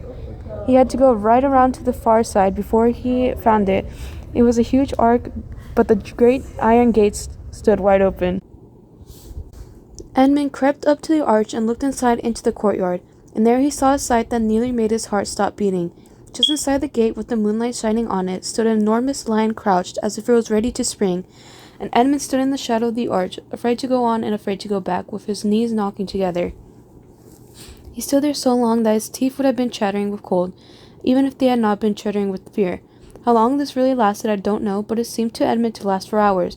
Then at last he began to wonder why the lion was standing so still, for it hadn't moved 1 inch since he first set eyes on it. Edmund now ventured a little nearer, still keeping in the shadow of the arch as much as he could. He now saw from the way the lion was standing that it couldn't have been looking at him at all. But supposing it turns its head, thought Edmund. In fact, it was staring at something else, namely a little dwarf who stood with his back to it about 4 feet away. Aha, thought Edmund. When it springs at the dwarf, then it will be my chance to escape. But still the lion never moved, nor did the dwarf. And now, at last, Edmund remembered what the others had said about the White Witch turning people into stone. Perhaps this was only a stone lion, and as soon as he thought of that, he noticed that the lion's back and the top of his head were covered with snow. Of course it must be only a statue. No living animal would have let itself get covered with snow. Then very slowly, and with his heart beating as if it would burst, Edmund ventured to go up to the lion. Even now he hardly dared to touch it, but at last he put out his hand very quickly and did. It was cold stone. He had been frightened of a mere statue. The relief which Edmund felt was so great that in spite of the cold he suddenly got warm all over right down to his toes, and at the same time there came into his head what seemed a perfectly lovely idea.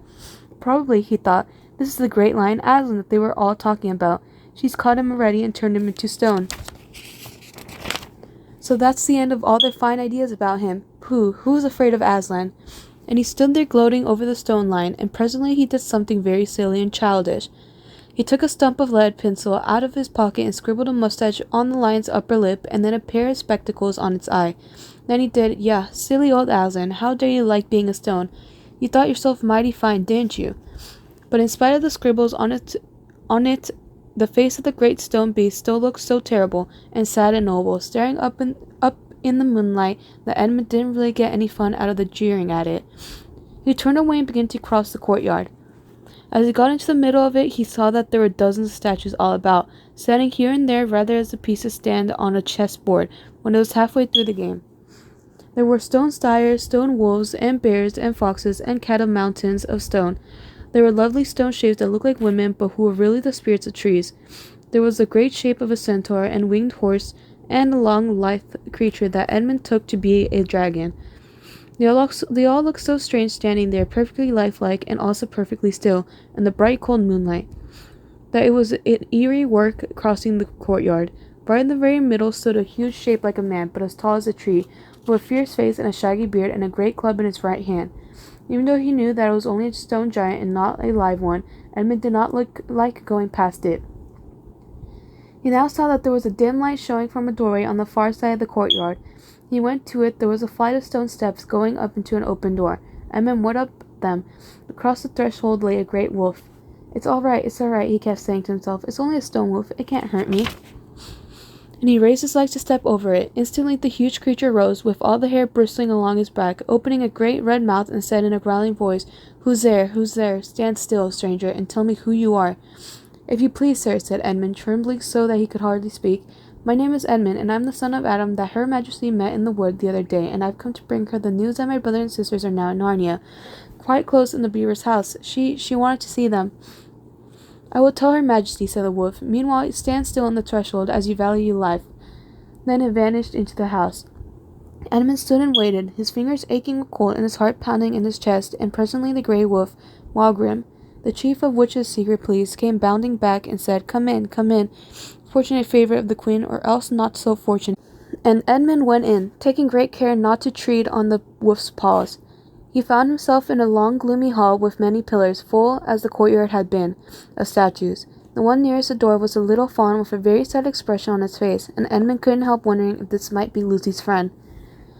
The only light came from a single lamp, and close beside this sat the White Witch. I'm come, your majesty, said Edmund, rushing eagerly forward. How dare you come alone, said the witch in a terrible voice. Did I not tell you to bring the others with you?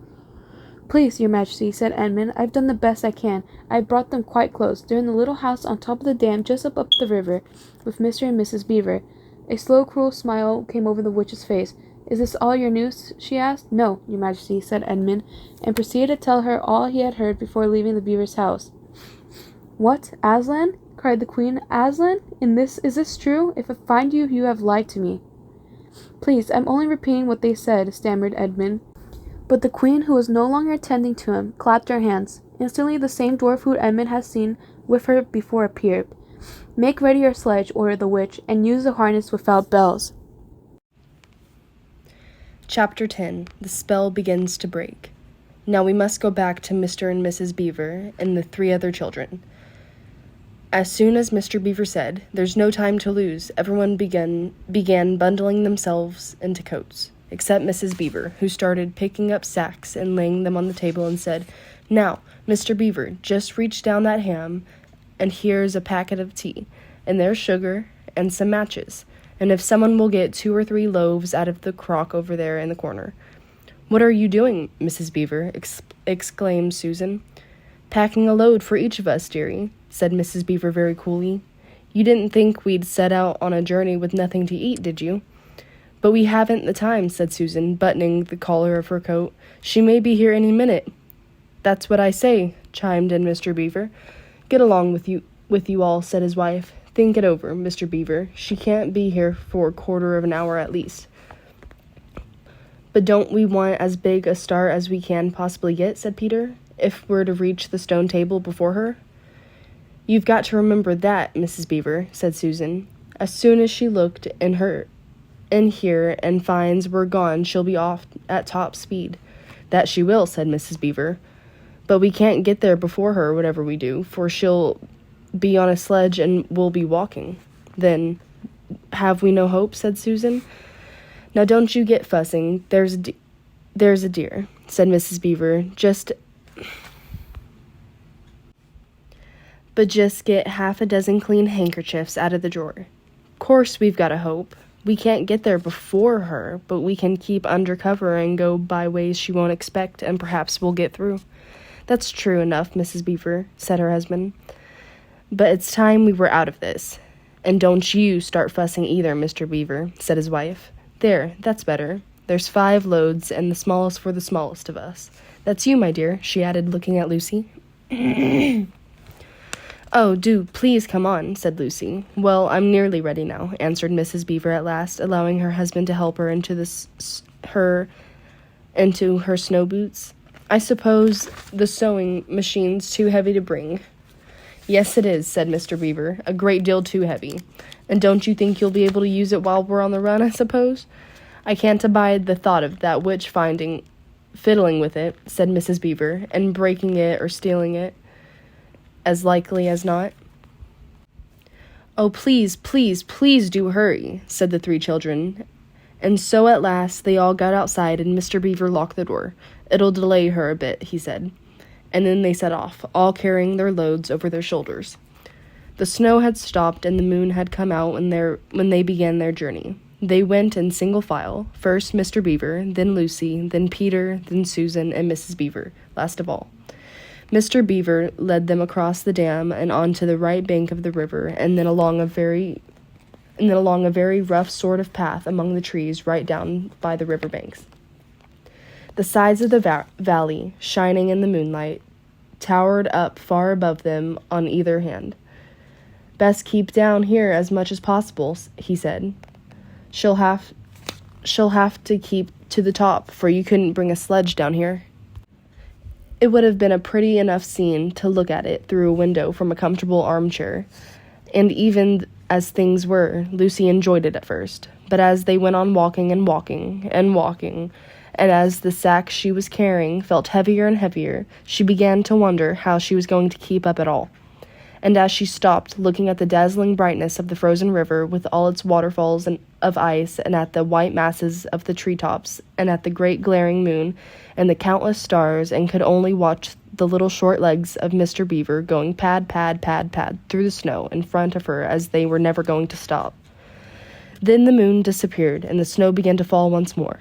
And at last Lucy was so tired that she was almost asleep and walking at the same time, when suddenly she found that Mr. Beaver had turned away from the riverbank to the right and was leading them steadily uphill into the very thickest bushes. And then as she came fully awake, she found that Mr. Beaver was just vanishing into a little hole in the bank when she had almost hidden under the bushes until you were quite on top of it. In fact, by the time she realized what was happening, only his short, flat tail was showing.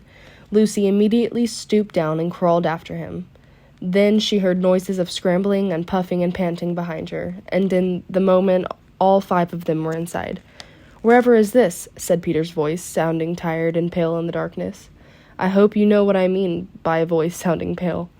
"It's an old hiding place for beavers in bad times," said Mr. Beaver, "and a great secret. It's not much of a place, but we must get a few hours' sleep. If you hadn't all been in such a plaguey fuss when we were starting, I'd have brought some pillows," said Mrs. Beaver. It wasn't nearly such a nice cave as Mr. Tumnus's, Lucy thought, just a hole in the ground, but dry and earthy. It was very small, so that when they all lay down, they were all a bundle of clothes together. And what with that, and being warmed up by their long walk, they were really rather snug, if only the floor of the cave had been a little smoother. Then Mrs. Beaver handed round in the dark a little flask out which everyone drank something, and made one cough and splutter a little and stung the throat, but it also made you feel deliciously warm after you swallowed it. And everyone went straight to sleep. It seemed to Lucy only the next minute, though really it was hours and hours later, when she woke up feeling cold and dreadfully stiff and thinking how she would like a hot bath. Then she felt a set of long whiskers tickling her cheek and saw the cold daylight coming in through the mouth of the cave. But immediately after she was very wide awake indeed, and so was everyone else. In fact, they were all sitting up with their mouths and eyes wide open, listening to a sound which was the very sound they'd all been thinking of, and sometimes imagining they heard during their walk last night.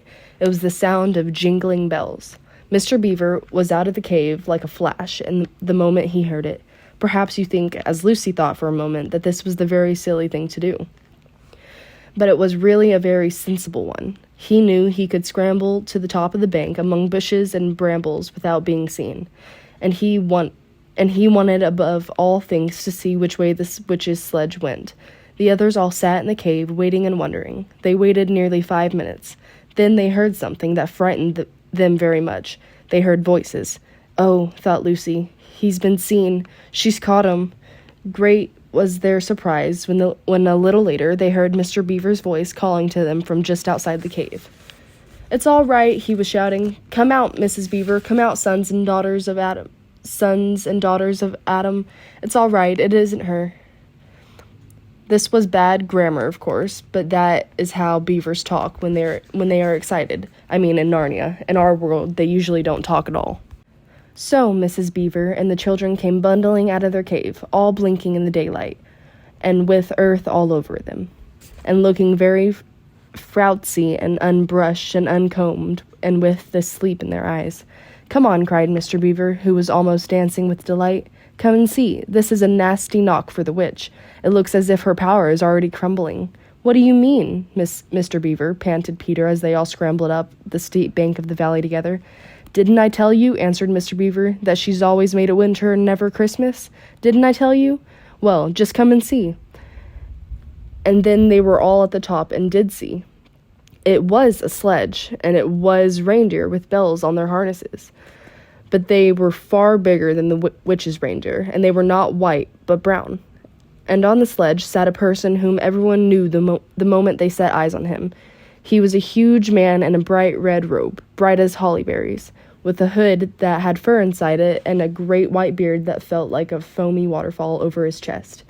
Everyone knew him because, though you see people of his sort only in Narnia, you see pictures of them and hear them talk about him even in our world. The world on this side of the wardrobe door. But when you really see them in Narnia, it is rather different. Some of the pictures of Father Christmas in our world make him look only funny and jolly. But now that the children actually stood looking at him, they didn't find it quite like that. He was so big and so glad and so real that they all became quite still. They felt very glad, but also solemn.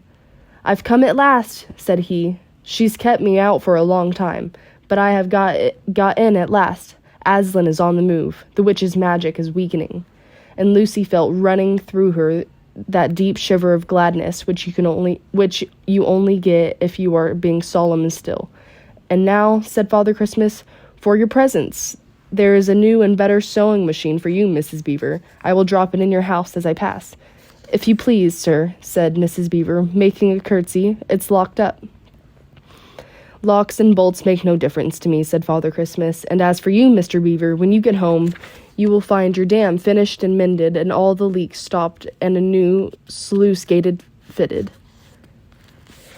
Mr. Beaver was so pleased that he opened his mouth very wide, and then found he couldn't say anything at all.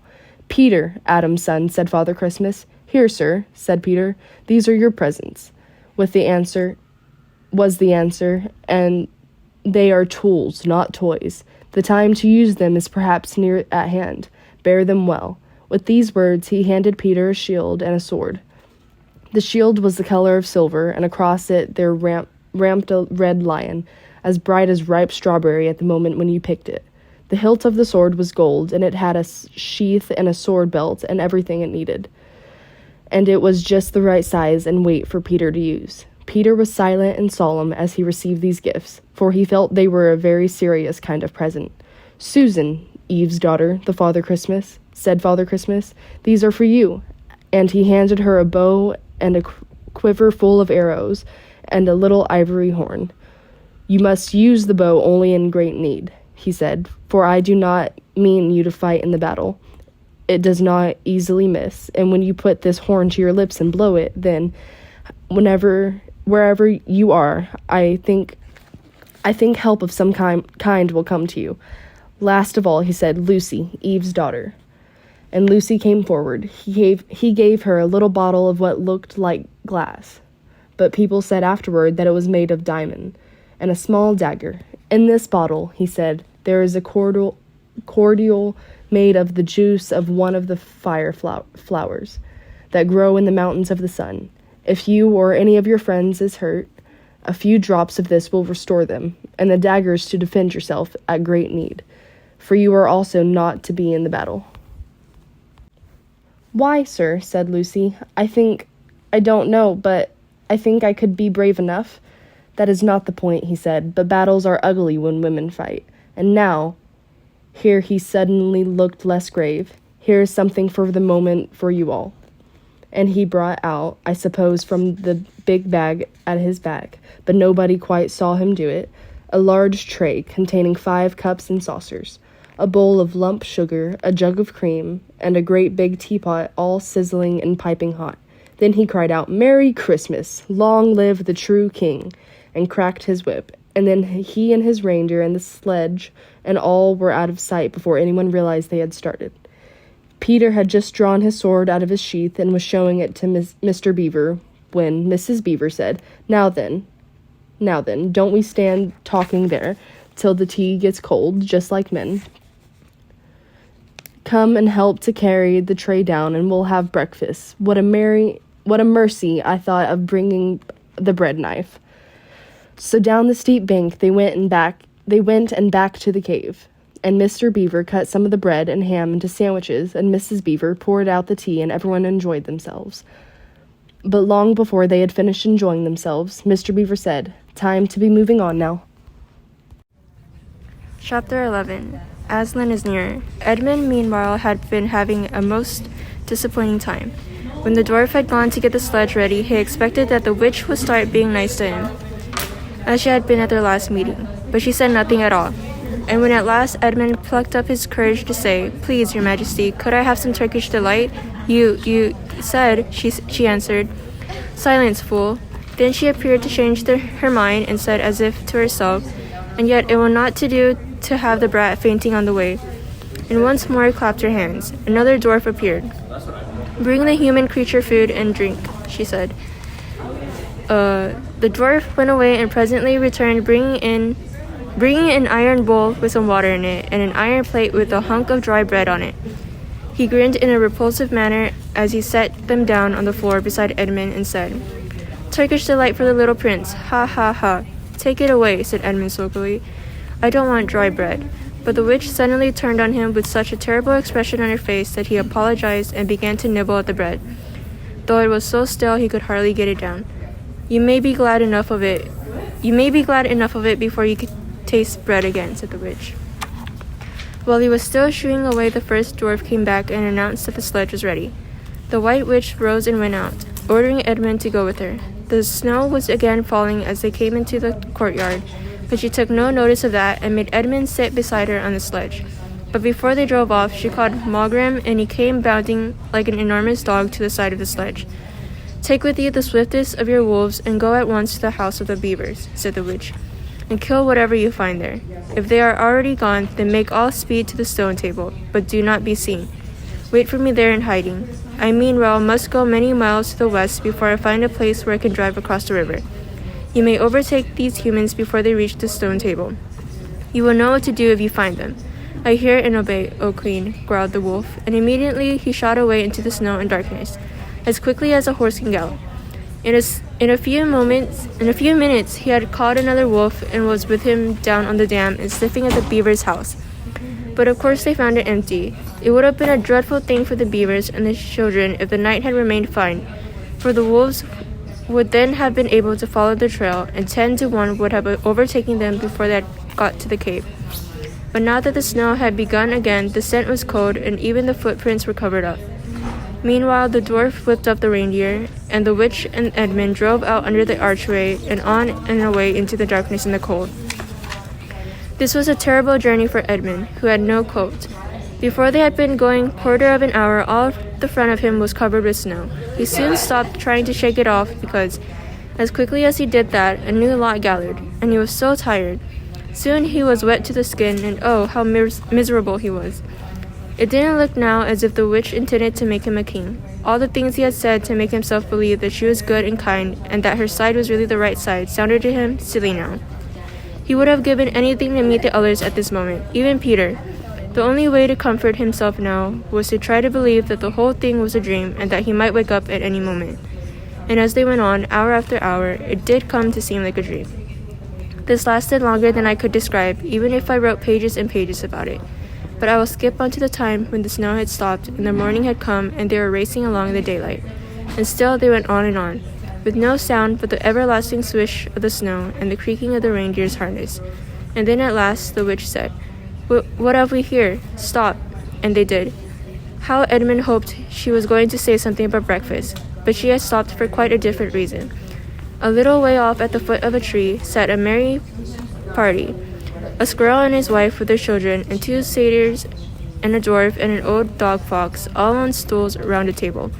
Edmund couldn't see what they were eating, but it smelled lovely, and there seemed to be decorations of holly, and he wasn't at all sure that he didn't see something like a plum pudding. At the moment when the sledge stopped, the fox, who was obviously the older person present, had just risen to its feet, holding a glass in its right paw as if it was going to say something. But when the whole party saw the sledge stopping and who was in it, all the gaiety went out of their faces.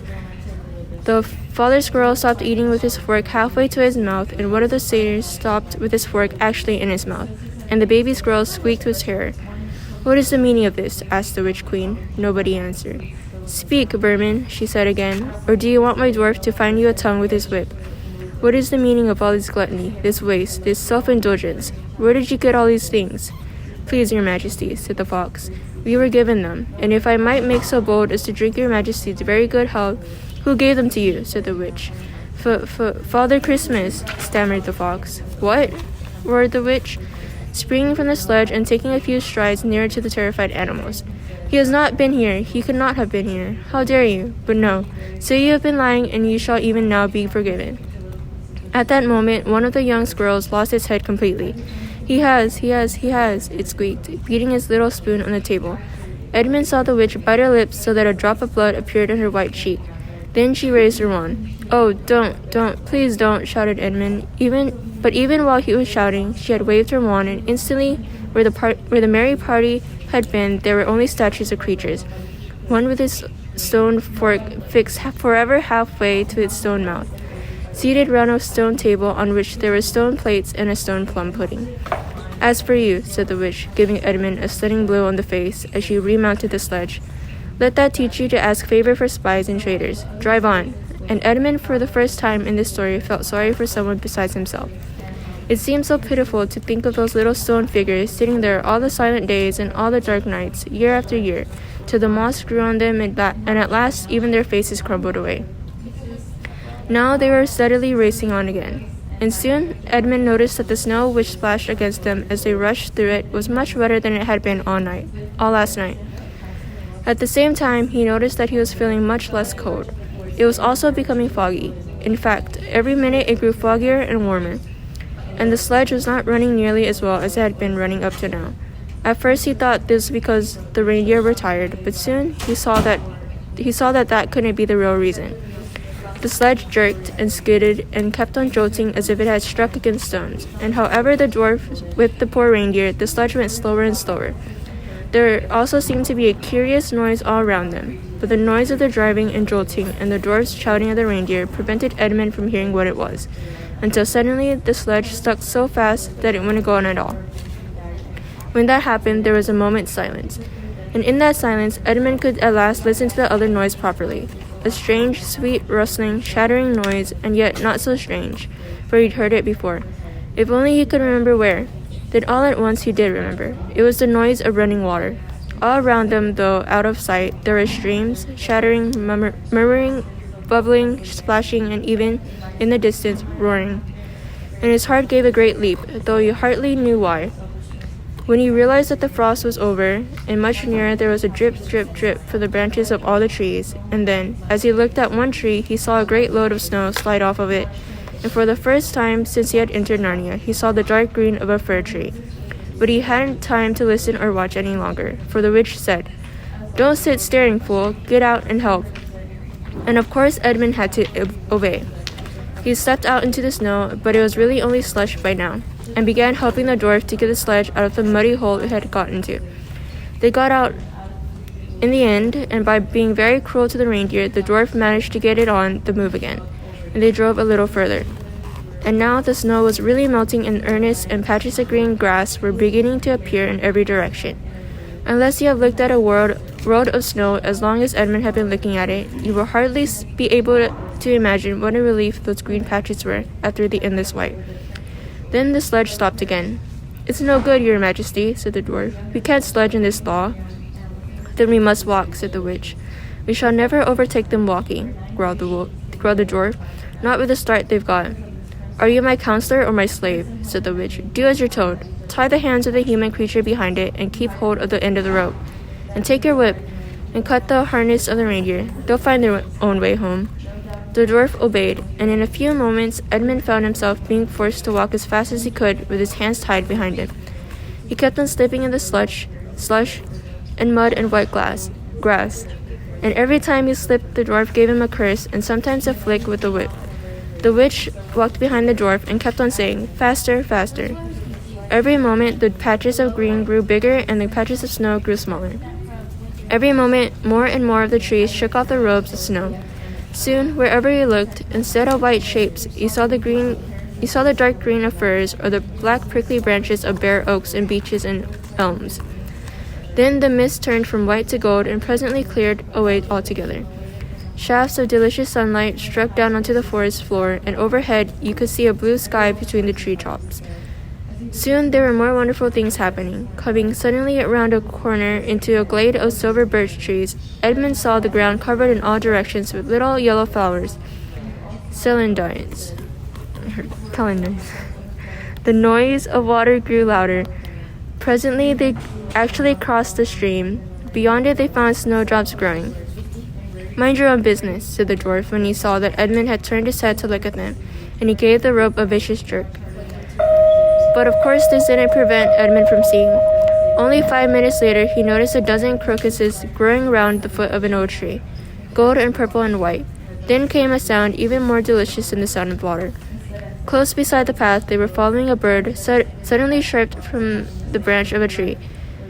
It was answered by the chuckle of another bird a little further off, and then, as if that had been a signal, there was a chattering and chirruping in every direction, and then a moment of a full song, and within 5 minutes the whole wood was ringing with birds' music.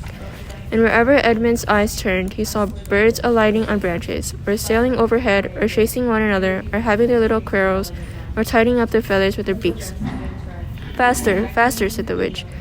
There was no trace of the fog now. The sky became bluer and bluer, and now there were white clouds hurrying across it from time to time. In the wide glades there were primroses. A light breeze sprang up which scattered drops of moisture from the swaying branches and carried away delicious scents against the faces of the travelers. The trees began to come fully alive. The larches and birches were covered with green, the laburnums with gold. Soon the beech trees had put forth their delicate, transparent leaves. As the travelers walked under them, the light also became green. A bee buzzed across their path. "There is no thaw," said the dwarf, suddenly stopping. "This is spring. What are we to do? Your winter has been destroyed, I tell you. This is Aslan's doing. If either of you mentions that name again," said the witch, "he shall instantly be killed." Chapter 12. Peter's First Battle. While the dwarf and the white witch were saying this miles away, the beavers and the children were walking on hour after hour into what seemed a delicious dream. Long ago they had left the coats behind them, and by now they even stopped saying to one another, "Look, there's a kingfisher," or "I say bluebells," or "What was that lovely smell?" or "Just listen to that thrush." They walked in on silence, drinking in awe in, passing through patches of warm sunlight into cool green thickets and out again into wide mossy glades where tall elms raised the leafy roof far overhead, and then into dense masses of flowering currant, and among hawthorn bushes where the sweet smell was almost overpowering. They had just been as surprised as Edmund when they saw the winter vanishing. They had just been as surprised as Edmund when they saw the winter vanishing and the whole wood passing in a few hours or so from January to May. They hadn't even known for certain that this was what would happen when Aslan came to Narnia, but they all knew that it was her spells which had produced the endless winter. And therefore they all knew when this magic spring began that something had gone wrong and badly wrong with the witch's schemes. And after the thaw had been going on for some time, they realized that the witch would no longer be able to use her sledge. After that, they didn't hurry so much, and they allowed themselves more rest and longer ones.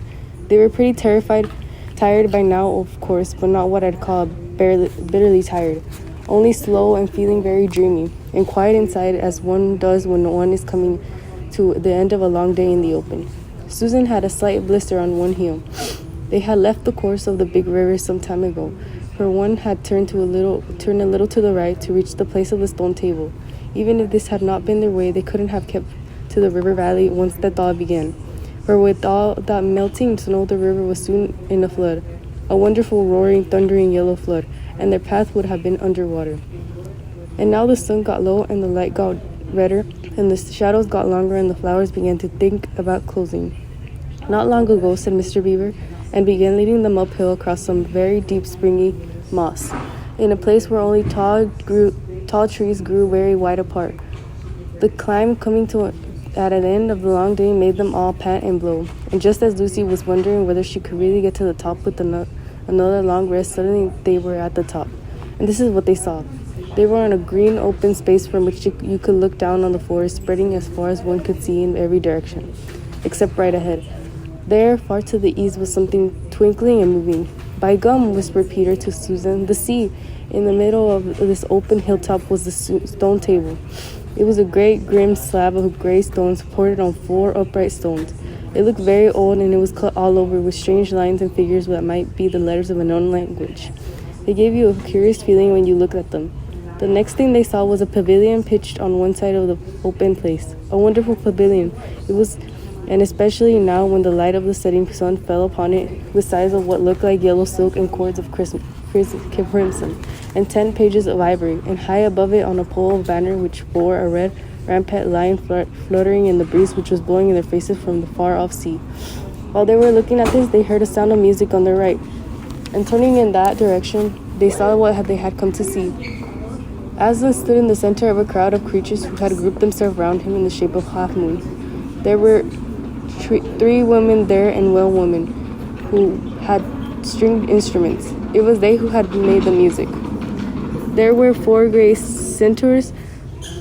The horse part of them was like a huge English farm horse, and the man part was like stern but beautiful giants. There was also a unicorn and a bull with the head of a man, and a pelican, and an eagle and a great dog. And next to Aslan stood 2 leopards, of whom one carried his crown and the other his standard. But as for Aslan himself, the beavers and the children didn't know what to do or say when they saw him. People who had not been in Narnia sometimes think that a thing cannot be good and terrible at the same time. If the children had ever thought so, they were cured of it now, for when they tried to look at Aslan's face, they just caught a glimpse of the golden mane and the great royal, solemn, overwhelming eyes. And then they found they couldn't look at him, and they went all trembly. Go on, whispered Mr. Beaver. No, whispered Peter, you first. No, sons of Adam before animals, whispered Mr. Beaver back again. Susan, whispered Peter, what about you? Ladies first. No, you're the eldest, whispered Susan, and of course the longer they went on doing this, the more awkward they felt.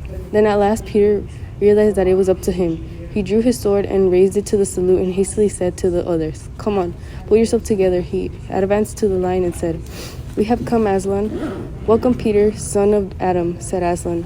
Welcome, Susan and Lucy, daughters of Eve. Welcome, he beaver and she beaver. His voice was as deep and rich and somehow took the fidget out of them. It now felt glad and quiet, and it didn't seem awkward to them to stand and say nothing. But where is the 4th? Asked Aslan. He has tried to betray them and joined the White Witch. Oh, Aslan, said Mr. Beaver. And then something made Peter say, that was partly my fault, Aslan. I was angry with him, and I think that helped him to go wrong. And Aslan sensed nothing either to excuse Peter or to blame him, but merely stood looking at him with his great unchanging eyes. And it seemed to all of them that there was nothing to be said. Please, Aslan, said Lucy, can anything be done to save Edmund? All should be done, said Aslan, but it may be harder than you think. And then when he was silent again for some time. Up to that moment, Lucy had been thinking of how royal and strong and beautiful his face looked. Now it suddenly came into her that he looked sad as well. But next minute that expression was quite gone. The lion shook his mane and clapped his paws together. Thought Lucy if he didn't know how to, and said, meanwhile, let the feast be prepared, ladies. Take these daughters of Eve to the pavilion and minister to them. When the girls had gone, Aslan laid his paws, and though it was velveted, it was very heavy, on Peter's shoulder, and said, come on, son of Adam, and I will show you a far-off sight of the castle and where you are to be king. And Peter, with his sword still drawn in his hand, went with the lion to the eastern edge of the hilltop. There was a beautiful sight met their eyes. The sun was setting behind their backs. That meant that the whole country below them lay in the evening light. Forests and hills and valleys and winding away like a silver snake. The lower part of the great river. And beyond all of this, miles away, was the sea, and beyond the sea, the sky, full of clouds which were just turning rose-colored with the reflection of the sunset. But just where the land of Narnia met at the sea, in fact, at the mouth of the great river, there was something on a little hill shining. It was shining because it was a castle, and of course the sunlight was reflected from all the windows which looked toward Peter. And the sun set to Peter, it looked like a great star resting on the shore.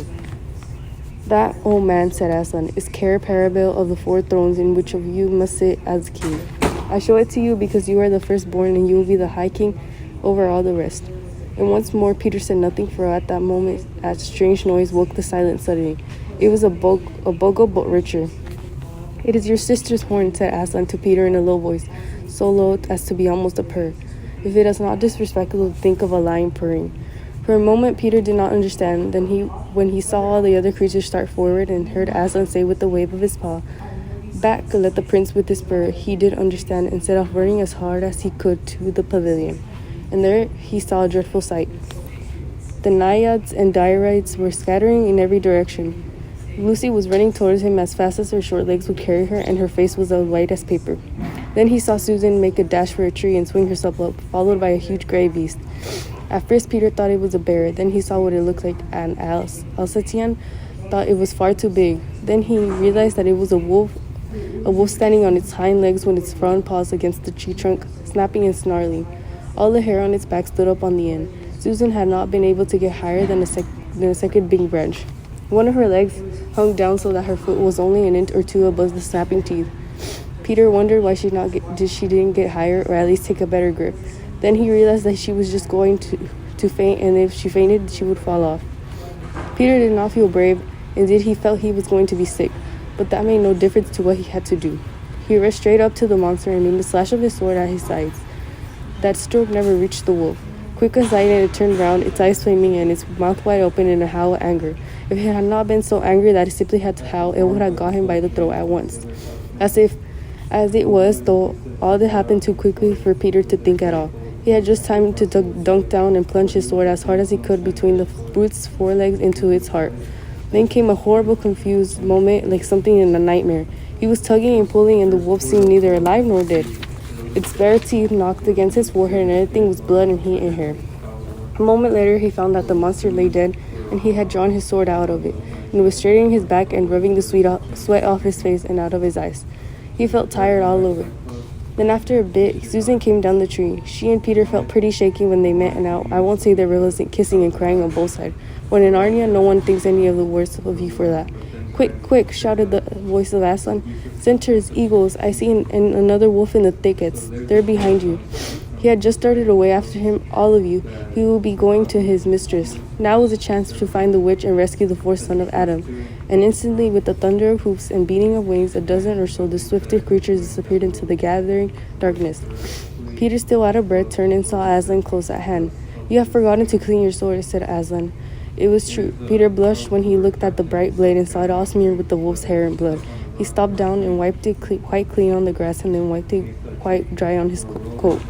"Hand it to me and Neo, son of Adam," said Aslan, and when Peter had done so, he struck him with the flat of the blade and said, "Rise up, sir.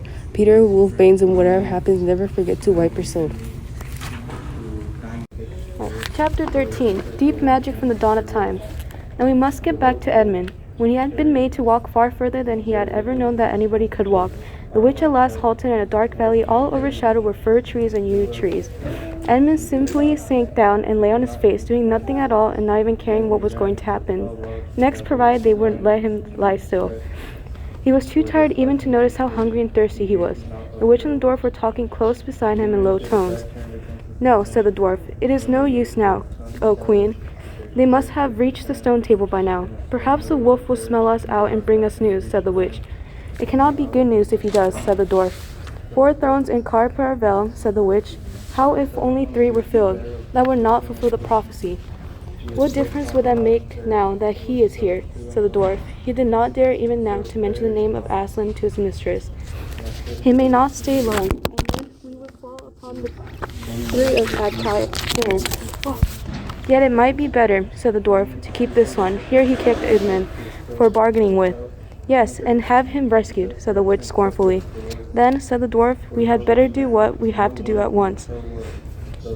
"I would like to have done it at the stone table itself," said the witch. "That is the proper place. That is where it has always been done before." "It will be a long time now before the stone table can again be put on to its proper use," said the dwarf. "True," said the witch. "And then, will I begin?" And at that moment, with a rush and a snarl, a wolf rushed up to them. I have seen them. They are all at the stone table with him. They have killed my captain, Mogrim. I was hidden in the thickets and saw it all. One of the sons of Adam killed him. Fly, fly. No, said the witch. There need be no flying. Go quickly. Summon all our people to meet here as speedily as they can. Call out the giants and the werewolves and the spirits of those trees who are all on our side. Call the ghouls and the bogles and ogres and the minotaurs. Call the cruels, the hags, the spectres, and the people of the toadstools. We will fight. What? Have I not still my wand? Will not their ranks turn into stone even as they come on? Be off quickly. I have a little thing to finish here while you are away. The great brute bowed his head, turned, and galloped away. Now, said she, we have no table. Let me see. We had better put it against the trunk of a tree. Edmund found himself being roughly forced to his feet, and the dwarf set him with his back against the tree and bound him fast. He saw the witch take off her outer mantle. Her arms were bare underneath it and terribly white. Because they were so very white he could see them, but he could not see much else. It was so dark in this valley under the dark trees. Prepare the victim, said the witch, and the dwarf undid Edmund's collar and folded back his shirt at the neck. Then he took Edmund's hair and pulled his head back so that he had to raise his chin. After that, Edmund heard a strange noise, whiz, whiz, whiz. For a moment he couldn't think that it was. Then he realized it was the sound of a knife being sharpened. At that very moment he heard loud shouts from every direction, a drumming of hoofs and a beating of wings, a scream from the witch, confusion all around him.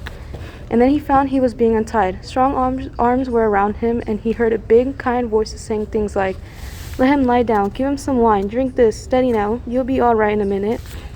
Then he heard the voices of people who were not talking to him, but to one another, and they were saying things like, who's got the witch? I thought you had her. I didn't see her after I knocked the knife out of her hand. I was after the dwarf.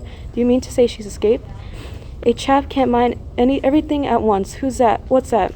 Oh, sorry, it's only an old stump. But just at this point, Edmund went off in a dead faint. Presently, the centaurs and the unicorns and deer and birds, they were of course the rescue party which Aslan had sent in the last chapter, all set off to go back to the stone table, carrying Edmund with them.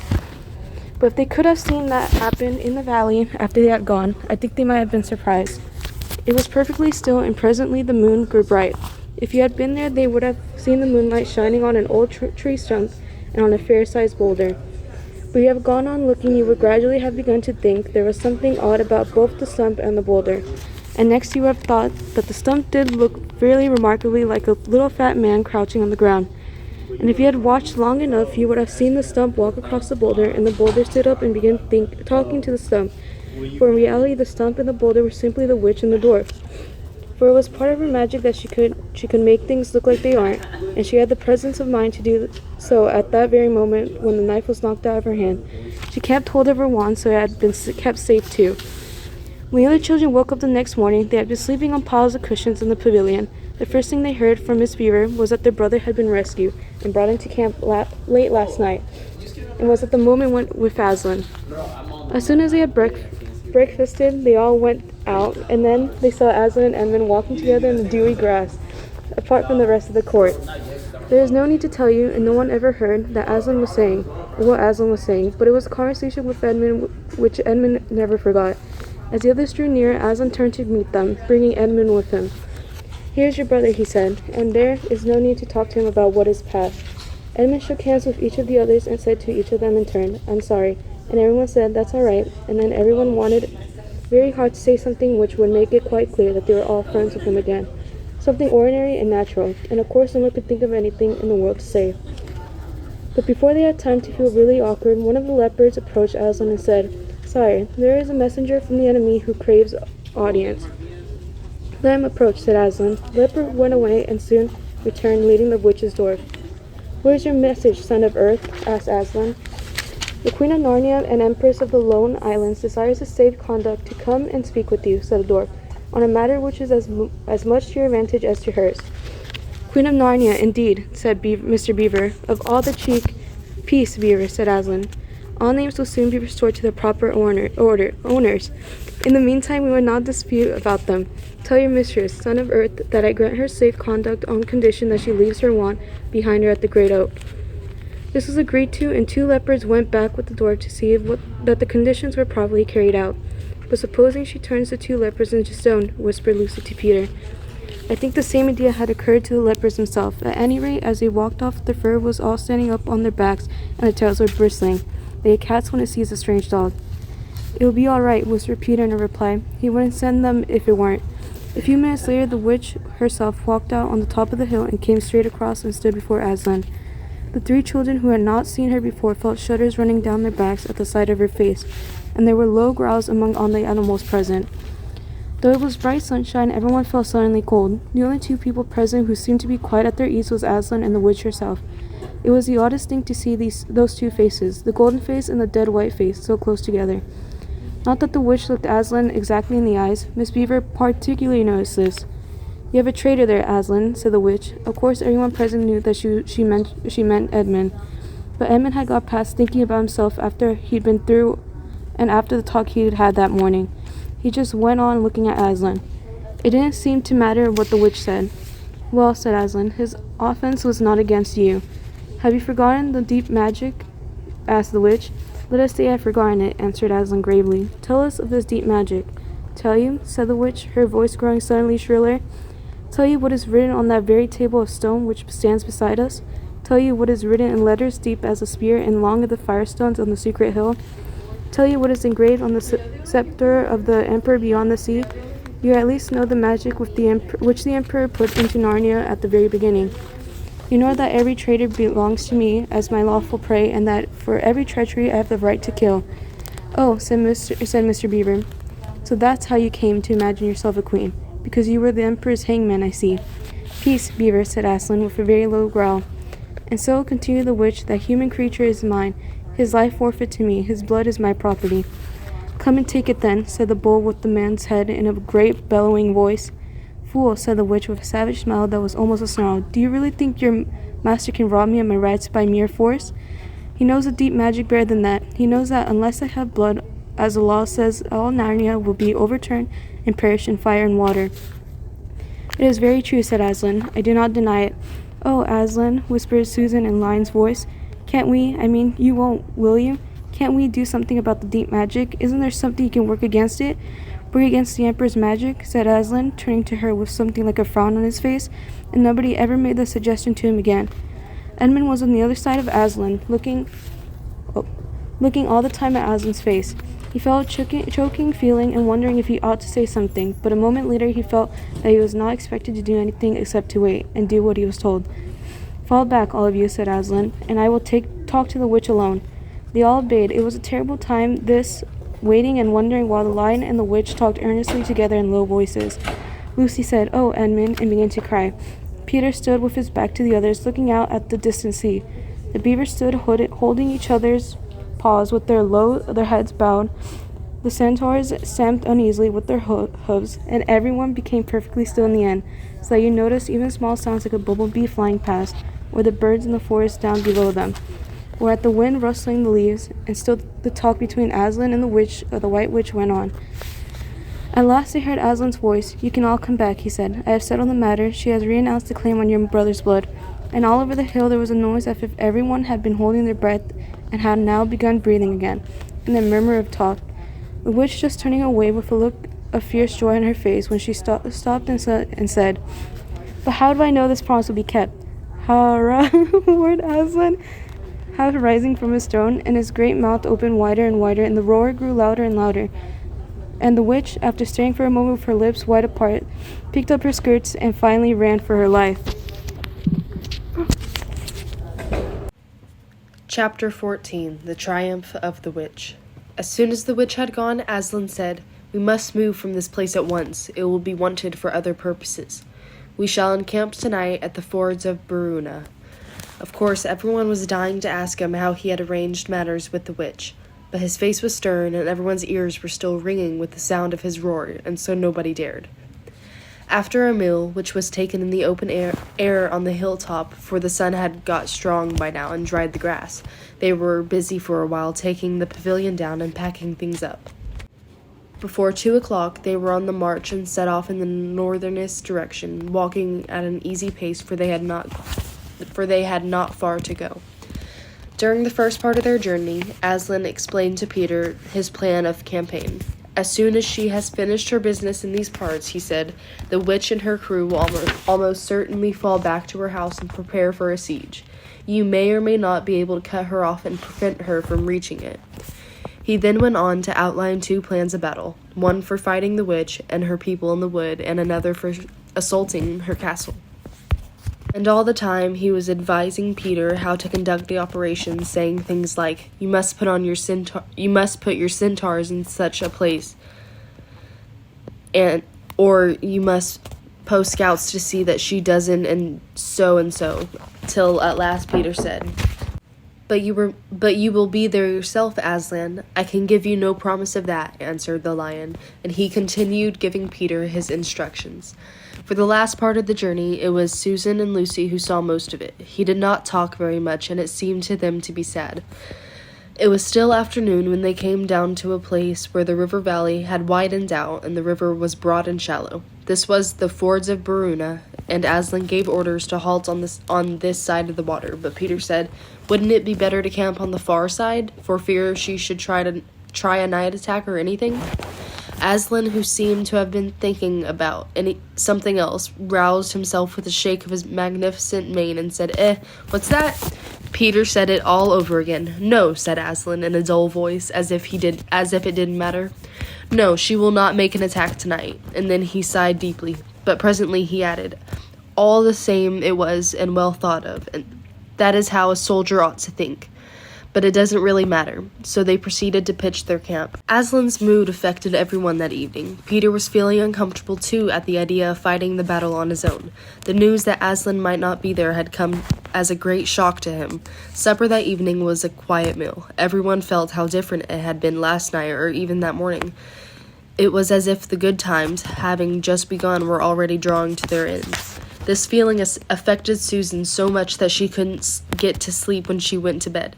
And after she had lain counting sheep and turning over and over, she heard Lucy give a long, long sigh and turn over just beside her in the darkness. Can't you get up to sleep either? Said Susan. No, said Lucy. I thought you were asleep, I say, Susan. What? I've got a most horrible feeling, as if something were hanging over us. Have you? Because, as a matter of fact, so I have.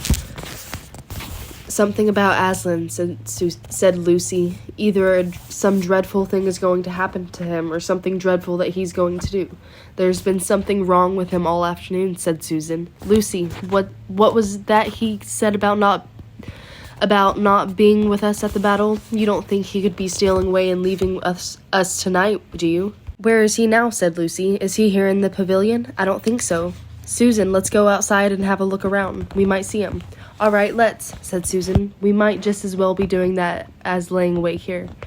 Very quietly, the 2 girls groped their way among the other sleepers and crept out of the tent. The moonlight was bright and everything was quite still except for the noise of the river chattering over the stones. Then Susan suddenly caught Lucy's arm and said, Look, over the far side of the camping ground, just where the trees began. They saw the lion slowly walking away from them into the wood. Without a word, they both followed him. He led up to the steep slope out of the river valley, and then slightly to the right, apparently by the very same route which they had used that afternoon coming from the hill of the stone table. On and on he led them, into dark shadows and out into pale moonlight, getting their feet wet and with heavy dew. He looked somehow different from the Aslan they knew. His tail and his head hung low, and he walked slowly as if he were very, very tired. Then, when he was crossing a wide, open place where there was no shadows for them to hide in, he stopped and looked around, and it was no good trying to run away, so they came toward him. When they were closer, he said, Oh, children, why are you following me? We couldn't sleep, said Lucy, and then felt sure that she need say no more and that Aslan knew all that they had been thinking. Please, may we come with you? Wherever you're going? Asked Susan. Well, said Aslan, and seemed to be thinking, and then he said, I should be glad of company tonight. Yes, you may come, if you will promise to stop when I tell you, and after that leave me to go on alone. Oh, thank you, and we will, said the 2 girls. Forward they went again, and one of the girls walked on each side of the lion. But how slowly he walked, and his great royal head drooped so that his nose nearly touched the grass. Presently he stumbled and gave a low moan. "Aslan, dear Aslan," said Lucy. "What is wrong? Can't you tell us? Are you ill, dear Aslan?" asked Susan. "No," said Aslan. "I am sad and lonely. Lay your hands on my mane so I can feel you are there, and let us walk like that." And so the girls did what they would never have dared to do without his permission, but what they had longed to do ever since they first saw him, buried their cold hands in the beautiful sea of fur and stroked it, and so doing walked with him. And presently they saw that they were going with him up the slope of the hill on which the stone table stood. They went up at the side where the trees came furthest up, and when they got to the last tree, it was the one that had some bushes about it.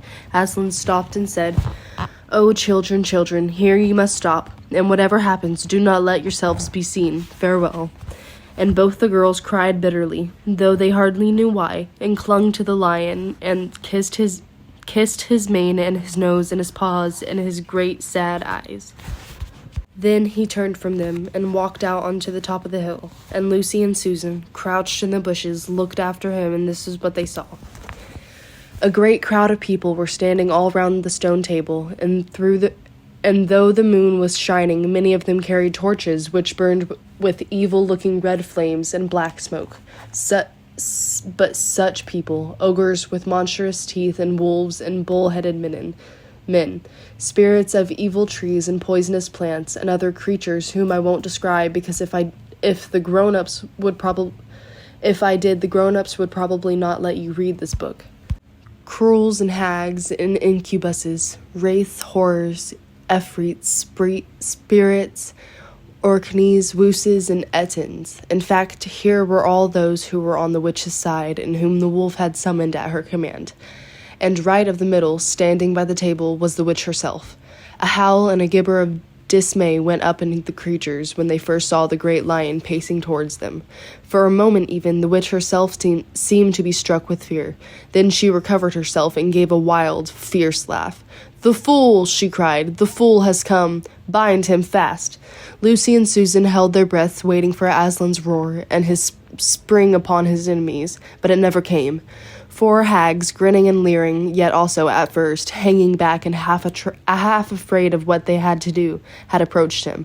"Bind him, I say," repeated the White Witch. The hags made a dart at him and shrieked with triumph when they found that he made no resistance at all. Then others, evil dwarfs and apes, rushed in to help them, and between them rolled the huge lion over on his back and tied all 4 paws together, shouting and cheering as if they had done something brave. Though had the lion chosen, one of those paws could have been the death of them all. But he made no noise, even when the enemies, straining and tugging, pulling the cord so tight that they had cut into his flesh. Then they had begun to drag him toward the stone table. "Stop," said the witch. "Let him first be shaved." Another roar of mean laughter went up from her followers, as an ogre with a pair of shears came forward and squatted down by Aslan's head. Snip, snip, snip, with the shears as masses of curling gold began to fall to the ground. Then the ogre stood back, and the children, watching from their hiding place, could see the face of Aslan looking at all small and different without its mane. The enemies also saw the difference. "Why, he's only a great cat after all," cried one. "Is that what we're afraid of?" said another. And the surge around Aslan jeered at him, saying things like "Puss, puss, poor pussy," and how many mice have you caught today, cat? And "Would you like a saucer of milk, pussums?" And "How can they?" said Lucy, tears streaming down her cheeks. The brutes, the brutes!" For now that the first shock was over, the shorn face of Aslan looked to her braver, and more beautiful and more patient than ever. "Muzzle him," said the witch, and even now, as they worked about his face, putting on the muzzle, one bite from his jaws could have cost 2 or 3 of them their hands, but he never moved. And this seemed to enrage all that rabble. Everyone was at him now. Those who had been afraid to come near him even after he was bound began to find their courage, and for a few minutes the 2 girls could not even see him, so thickly that surrounded by the whole crowd of creatures, kicking him, hitting him, spitting on him, jeering at him. At last the rebel had enough of this. They began to drag and bound the muzzled lion to the stone table, some pulling and some pushing. He was so huge that even when they got him there, it took all their efforts to hoist him onto the surface of it. Then there was more trying and tightening of the cords. The cowards, sobbed Susan. Are they still afraid of him, even now? When once Aslan had been tied, and tied so that he was really a mass of cords on the flat stone, a hush fell on the crowd. 4 hags, holding 4 torches, stood at the corners of the table. The witch bared her arms, and as she bared them the previous night when it had been Edmund instead of Aslan, then she began to whet her knife. It looked to the children, when the gleam of the torchlight fell on it, as if the knife were made of stone, not of steel, and it was of a strange and evil shape. At last she drew near. She stood by Aslan's head. Her face was working and twitching with passion, but his looked up at the sky, still quiet, neither angry nor afraid, but a little sad. Then, just before she gave the blow, she stooped down and she gave a quivering voice. And now, who has won? Fool, did you think that by all this you would save the human traitor? Now I will kill you instead of him, as our pact was, and so the deep magic will be appeased. But when you are dead, what will prevent me from killing him as well? And who will take him out of my hand then?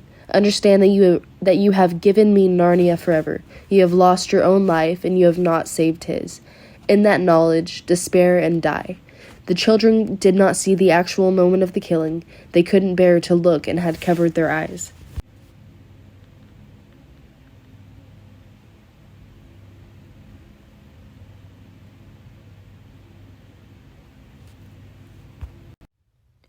Chapter 15. Deeper Magic from Before the Dawn of Time. While the 2 girls still crouched in the bushes with their hands over their faces, they heard the voice of the witch calling out, "Now, follow me all, and we will set about what remains of this war. It will not take us long to crush the human vermin and the traitors now that the great fool, the great cat, lies dead." At this moment the children were for a few seconds in very great danger, for with wild cries and a noise of skirling pipes and shrill horns blowing, the whole of that vile rabble came sweeping off of the hilltop and down the slope right past their hiding place. They felt the spectres go by them like a cold wind, and they felt the ground shake beneath them under the galloping feet of the minotaurs. And overhead there went a flurry of foul wings and a blackness of vultures and giant bats. At any other time they would have trembled with fear, but now the sadness and shame and horror of Aslan's death so filled their minds that they hardly thought of it.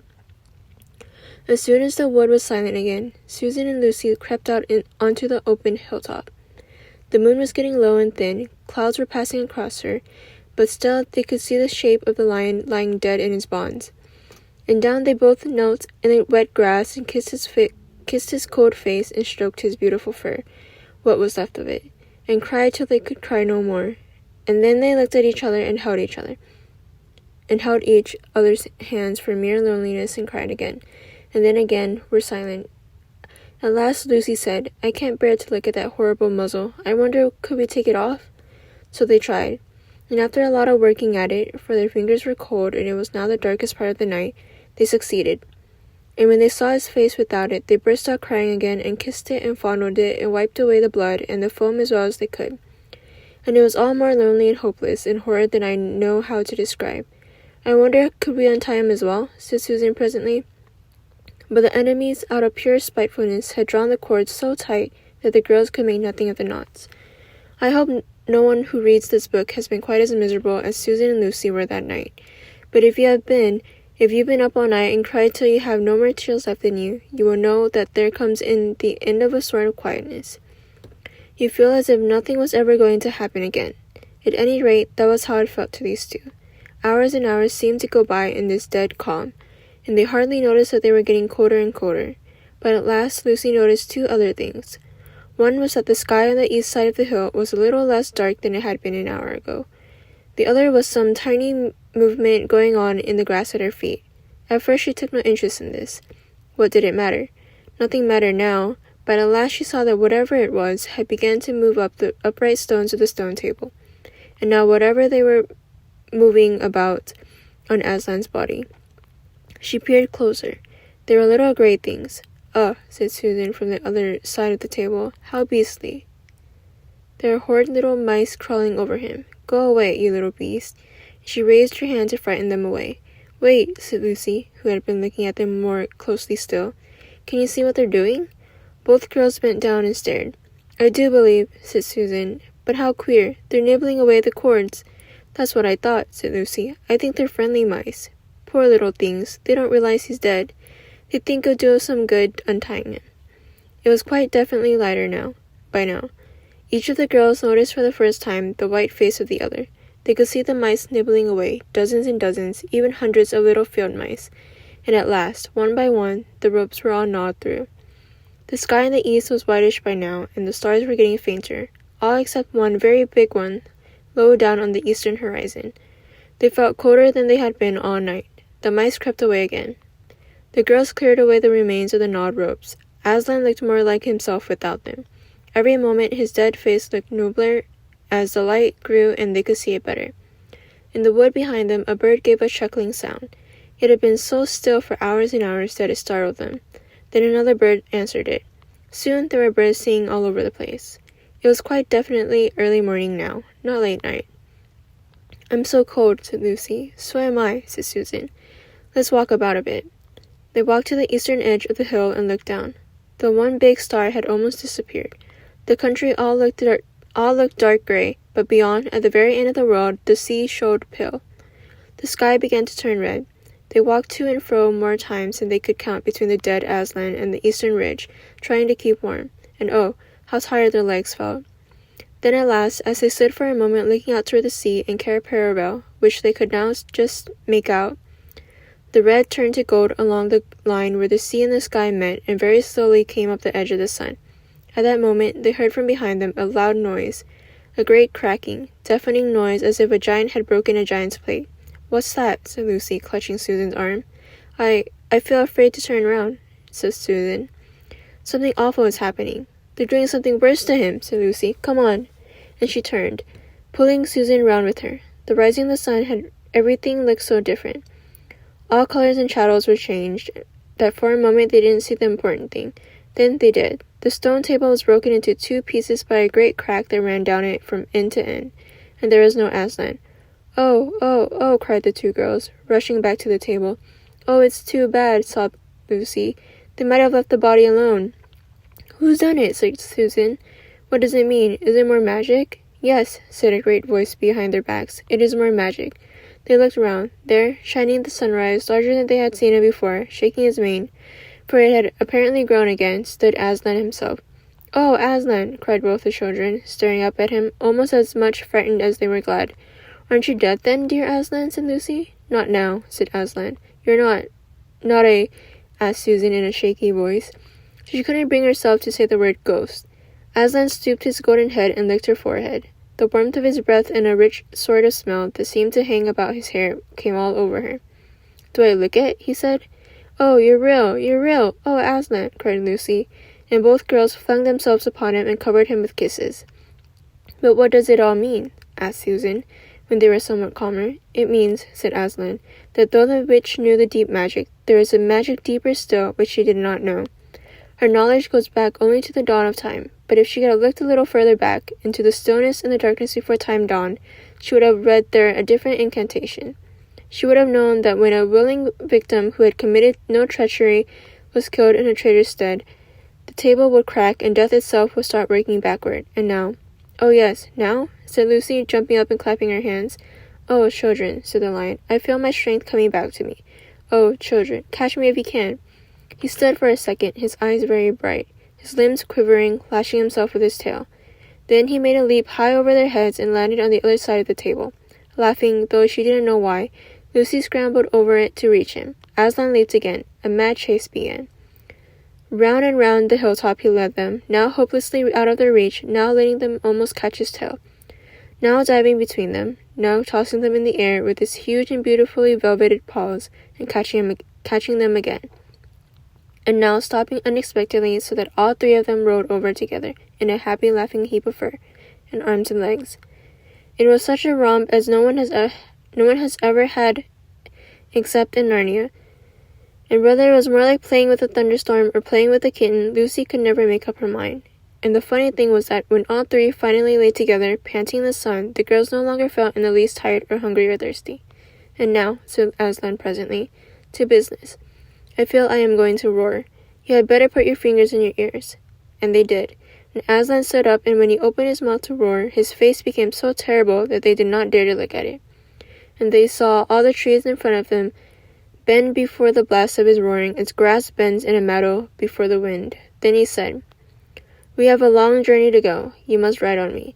And he crouched down, and the children climbed onto his warm golden back, and Susan sat first, holding on tightly to his mane, and Lucy sat behind, holding on tightly to Susan. And with a great heave, he rose underneath them and then shot off, faster than any horse could go, downhill and into the thick of the forest. That ride was perhaps the most wonderful thing that happened to them in Narnia. Have you ever had a gallop on a horse? Think of that, and then take away the heavy noise of the hoofs and the jingle of the bits, and imagine instead the almost noiseless padding of the great paws. Then imagine instead of the black or gray or chestnut back of the horse, the soft roughness of golden fur, and the mane flying back in the wind. And then imagine you are going about twice as fast as the fastest racehorse. But this is a mount that doesn't need to be guided and never grows tired.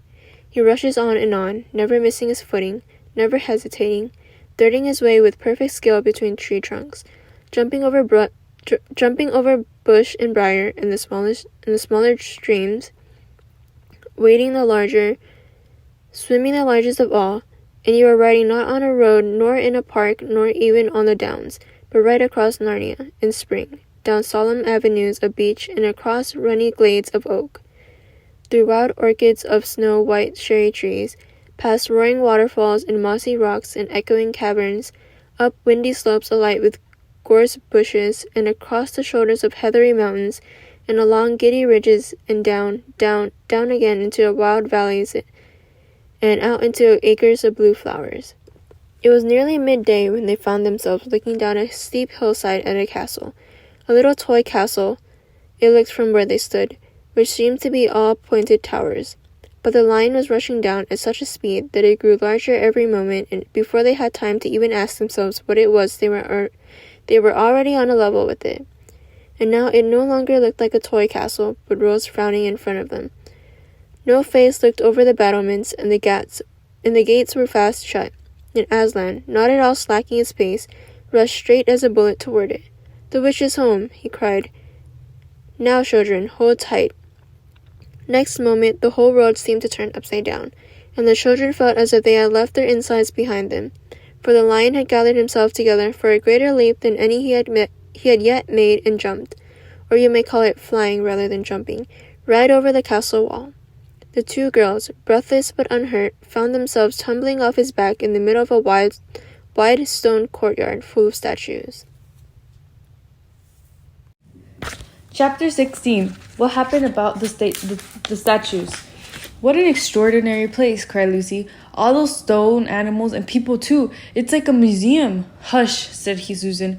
"Asla is doing something." He was indeed. He had bounded up to the stone lion and breathed on him. Then without a waiting moment, he whisked around almost as if he had been a cat chasing its tail, and breathed also on the stone door, which is, as you remember, was standing a few feet away from the lion with his back to it.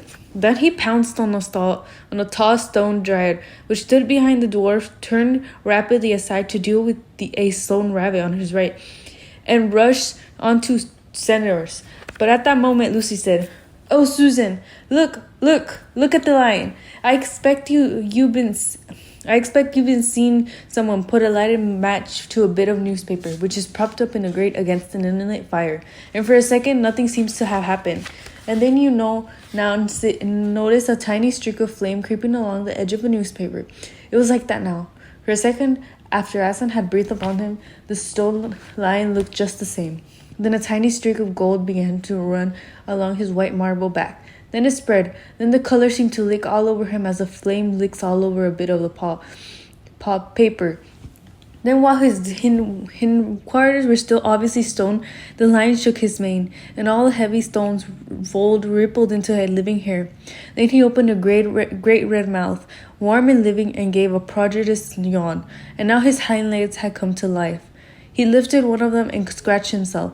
Then, having caught a sight of Aslan, he went bowed after him and frisking round him, whimpering with delight and jumping up to lick his face. Of course, the children turned to follow the lion, but the sight they saw was so wonderful that they soon forgot about him. Everywhere the statues were coming to life, the courtyard looked no longer like a museum. It looked more like a zoo. Creatures were running after Aslan and dancing around him till he was almost hidden in the crowd. Instead of all that deadly white, the courtyard was now a blaze of colors, glossy chestnut sides of centaurs, indigo horns of unicorns, dazzling plumage of reddy browning of foxes, downs and satyrs, yellow stockings, and Christmas hood of dwarfs, and the birch girls in the silver, and the beech girls in fresh, transparent green, and the large girls in green so bright that it was almost as yellow. And instead of the deadly silence, the whole place rang with the sound of happy roarings, braying, yelpings, barking, squealings, cooings, and neighings, stampings, shouts, hoorays, songs, and laughter. "Oh," said Susan in a different tone. "Look, is it safe?" Lucy looked and saw that Aslan had just breathed on the feet of the stone giant. "It's all right," shouted Aslan joyously. "Once the feet are put right, all the rest of him will follow." "That wasn't exactly what I meant," whispered Susan to Lucy. But I was too late to do anything about it now, even if Aslan would have listened to her. The change was already keeping out of the giant's legs. Now he was moving his feet a moment later. He lifted the club off his shoulders, rubbed his eyes, and said, "Bless me, I must have been asleep. Now where's the drafted little witch that was running around on the ground? Somewhere just by my feet it was." But then everyone had shouted up to him to explain what really had happened. And then the giant had put his hand to his ear and got them to repeat it all again. So at last he understood. Then he bowed down till his head was no farther off than the top of a haystack, and touched his cap repeatedly to Aslan, beaming all over his honest, ugly face.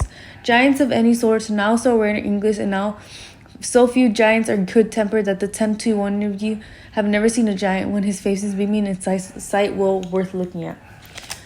"Now for the inside of the house," said Aslan. "Look alive, everyone, upstairs and downstairs and in my lady's chamber. Leave no corner unsearched. You never know where some prisoners may be concealed." And into the interior they all rushed, and for several minutes the whole of the dark, horrible, frosty old castle echoed with the opening of white windows and with everyone's voices crying out at once. "Don't forget the dungeons. Give us a hand with the door. Here's another little winding stair. Oh, I say, here's a poor kangaroo. Call Aslan. Phew, how it smells in here. Look for all the trapdoors. Up here, there are a whole lot more on landing." But the best of all was when Lucy came rushing upstairs shouting out, "Aslan! Aslan! I found Mr. Thomas. Oh, do come quick." A moment later, Lucy and the little fawn were holding each other by both hands and dancing round and round for joy. The little chap was none the worse for having been a statue, and was of course very interested in she had to tell him. But alas, the ransacking of the witch's fortress was ended. The whole castle stood empty, with every door and window open, and the light and the sweet spring air flooding into all the dark and evil places which needed them so badly. The whole crowd of liberated statues surged back into the courtyard, and it was then that someone first said, "But how are we going to get out?" For Aslan had to go in by a jump, and the gates were still locked. "That will be all right," said Aslan, and then rising on his high legs, he bowed up at the giant. "Hi, you up there," he roared. "What's your name?" "Giant Rumblebuffin, if it please your honor," said the giant, once more touching his cap. "Well then, Giant Rumblebuffin," said Aslan, "just let out of this, will you?" "Certainly, your honor. It will be a pleasure," said Giant Rumblebuffin. "Stand well away from the gates, all you little uns." Then he strode to the gate himself, and bang, bang, bang went his huge club. The gate creaked at the first blow, cracked at the second, and shivered at the third. Then he tackled the towers on each side of them. And after a few minutes of crashing and thudding, both of the towers and a good bit of the wall on each side went thundering down in a small mass of hopeless rubble. And then when the dust cleared, it was odd, standing in the dry, grim, stony yard, to see through the gap all the grass and waving trees and sparkling streams of the forest, and the blue hills beyond that, and beyond in the sky. "Blowed if I ain't in all a muck sweat," said the giant, puffing like the largest railway engine. "Come out of being of the condition. I support neither of you young ladies have such a thing enough as a pocket handshake for about you." "Yes, I have," said Lucy, standing on tiptoes and holding her handkerchief up as far as she could reach. "Thank you, missy," said Giant Rumblebuffin, stopping down the next down. Next moment, Lucy got rather a fright, for she found herself caught up in midair between the giant's finger and thumb. But just as she was getting near his face, he suddenly started and put her gently back on the ground, muttering, "Bless me, I picked up the little girl instead. I beg your pardon, missy. I thought you was the handkerchief." No, said Lucy, laughing. "Here it is." This time he managed to get it by, but it was only about the same size to him. That a Sanker and tablet would be up to you, so that when she saw him suddenly rubbing it to and fro across his great red face, she said, "I'm afraid it's not too much use to you, Mr. Rumplebuffin." Not at all, said the giant politely. "Never met a nicer handkerchief. So fine, so handy. So I didn't know how to describe it." "What a nice giant he is," said Lucy to Miss Tummins. "Oh yes," replied the fawn. "All the Buffins are were one of the most respected of all the giant families in Narnia. Not very clever, perhaps, but an old family with traditions, you know. If he'd been the other sort, she'd never have turned him into stone." At this point, Aslan clapped his paws together and called for silence. "Our day's work is not yet over," he said, "and if the witch is to be finally defeated before bedtime, we must find the battle at once. And join in, I hope, sir," added the largest of the centaurs. "Of course," said Aslan. "And now those who can't keep wood, that is, the children, dwarfs, and small animals, must ride on the backs of those who can. That is, the lions, centaurs, unicorns, horse, giants, and eagles. Those who are good with their noses must come in the front with those lions to smell out where the battle is. Look lively and sort yourselves."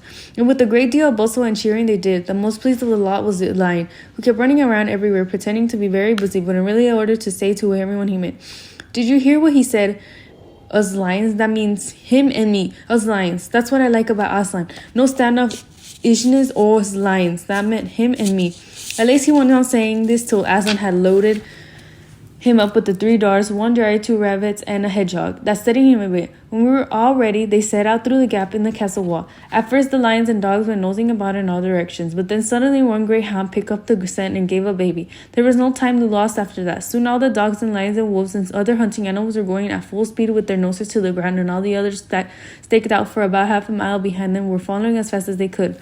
The noise was like an English fox hunt, only better, because now and then with the music of the hounds was now mixed roar of the other lions, sometimes the far deeper and more awful roar of Aslan himself. Faster and faster they went as the scent became easier to follow. And then, just as they came to the last curve in a narrow, winding valley, Lucy heard above all these noises another noise, a different one, which gave her a queer feeling inside. It was a noise of shouts and shrieks, and of the clashing of metal against metal. Then they came out of the narrow valley, and once she saw the reason, there stood Peter and Edmund and all the rest of Aslan's army fighting desperately against the crowd of horrible creatures whom she had seen last night. Only now in the daylight they looked even stranger and more evil and more deformed. There also seemed to be far more of them. Peter's army, which had their backs to her, looked terribly few, and there were status all over the battlefield. So apparently the witch had been using her wand, but she did not seem to be using it now. She was fighting with her stone knife. It was Peter. She was fighting, both of them going at it so hard that Lucy could hardly make out what was happening. She only saw the stone knife and Peter's sword flashing so quickly that they looked like 3 knives and 3 swords. That pair were in the center on each side of the line stretched out. Horrible things were happening wherever she looked. "Off my back, children," shouted Aslan, and then they both tumbled up off them with a roar that shook all Narnia from the western lamppost to the shores of the eastern sea. The great beast flung himself up upon the white witch. Lucy saw her face lifted towards for 1 second with an expression of terror and amazement. Then lion and witch had rolled over together, but with the witch underneath, and at the same moment all warlike creatures from Aslan had left from the witch's house, switched madly on the enemy's limbs, dwarfs with the battle axes, dogs with teeth, the giants with his clubs, the unicorns with their horns, centaurs with their swords and hoofs. And Peter's tired army cheered, and the newcomers roared, and the new enemy squealed and quivered till the wood re-echoed with the din of the onset. Chapter 17. The Hunting of the White Stag. The battle was all over a few minutes after their arrival. Most of the enemy had been killed in the first charge of Aslan and his companions, and when those who were still living saw that the witch was dead, they either gave themselves up or took to flight. The next thing that Lucy knew was that Peter and Aslan were shaking hands. It was strange to her to see Peter looking as he looked now. His face was so pale and stern, and he looked so much older. "It was all Edmund's doing, Aslan," Peter was saying. "We'd have been beaten if he hadn't been for him. The witch was turning our troops into stone right and left, but nothing would stop him. He fought his way through 3 ogres to where she was just turning one of your leopards into a statue. and when he reached her, he had a sense to bring a sword smashing down on her wand instead of trying to go for it directly and simply getting made a statue himself for his pains. That was the mistake all the rest were making. Once her wand was broken, we began to have some chance, if we hadn't lost so many already. He was terribly wounded. We must go and see him. They found Edmund in charge of Mrs. Beaver a little way back from the fighting line. He was covered with blood, his mouth was open, and his face a nasty green color. "Quick, Lucy," said Aslan. And then, almost for the first time, Lucy remembered the precious cordial that had been given for her for a Christmas present. Her hands trembled so much that she could hardly undo the stopper, but she managed it in the end and poured a few drops into her brother's mouth. "There are other people wounded," said Aslan, while she was still looking eagerly into Edmund's pale face and wondering if the cordial would have any result. "Yes, I know," said Lucy crossly. "Wait a minute." "Daughter Eve," said Aslan in a griever voice. "Others also are the point of death. Must more people die for Edmund?" "I'm sorry, Aslan," said Lucy, getting up and going with them, and for the next half hour they were busy, she attending to the wounded while he restored those who had been turned into stone. When at last she was free to come back to Edmund, she found him standing on his feet and not only healed of his wounds but looking better than she had ever seen him.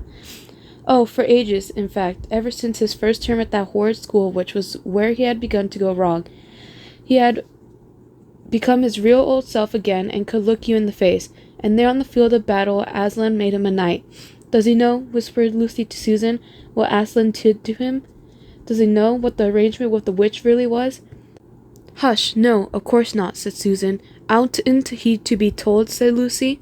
"Oh, surely not," said Susan. "It would be too awful for him. Think how you'd feel if you were he."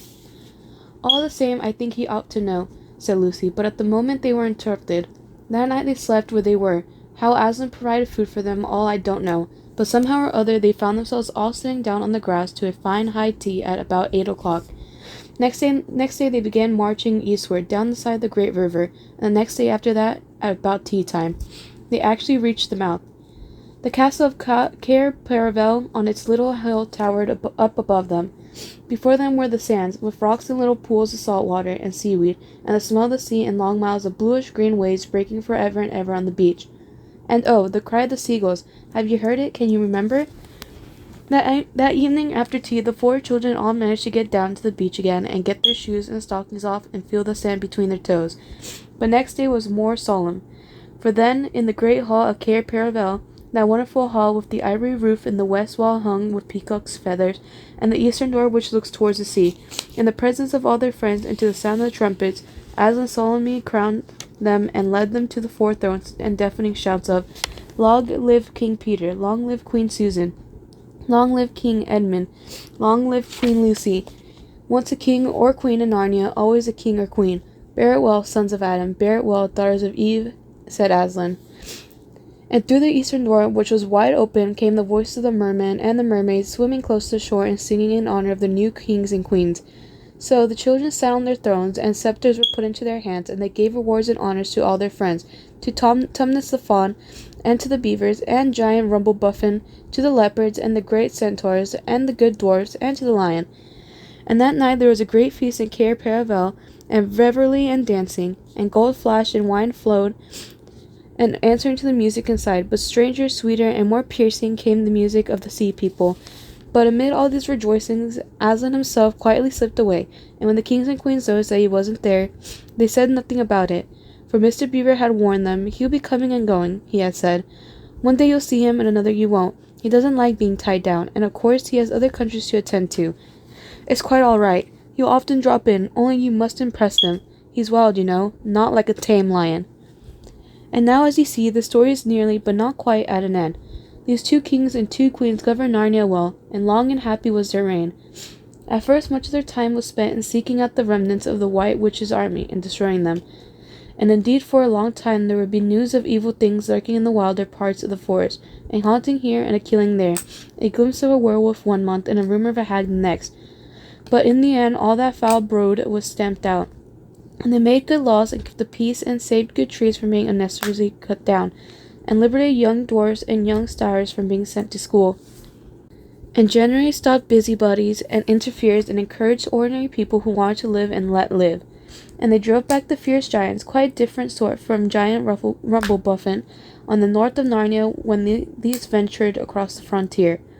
and they entered into friendship and alliance with countries beyond the sea, and paid them visits of state and received visits of state from them. And they themselves grew and changed as the years passed over them. And Peter became a tall, deep-chested man and a great warrior, and he was called King Peter the Magnificent. And Susie grew into a tall and gracious woman with black hair that fell almost to her feet, and the kings of the countries beyond the sea began to send ambassadors asking for her hand in marriage, and she was called Susan the Gentle. Edmund was a graver and quieter man than Peter, and great in counsel and judgment. He was called King Edmund the Just. But as for Lucy, she was always gay and golden-haired, and all princes in those parts desired her to be their queen, and her own people called her Queen Lucy the Valiant. So they lived in great joy, and if ever they remembered their life in this world, it was only as one remembers a dream. And one year it fell out that Tumnus, who was a middle-aged fawn by now and beginning to be stout, came down river and brought them news that the white stag had once more appeared in his parts, the white stag who would give you wishes if you caught him. So these two kings and queens, with the principal members of their court, rode a hunting with horns and hounds in the western woods to follow the white stag.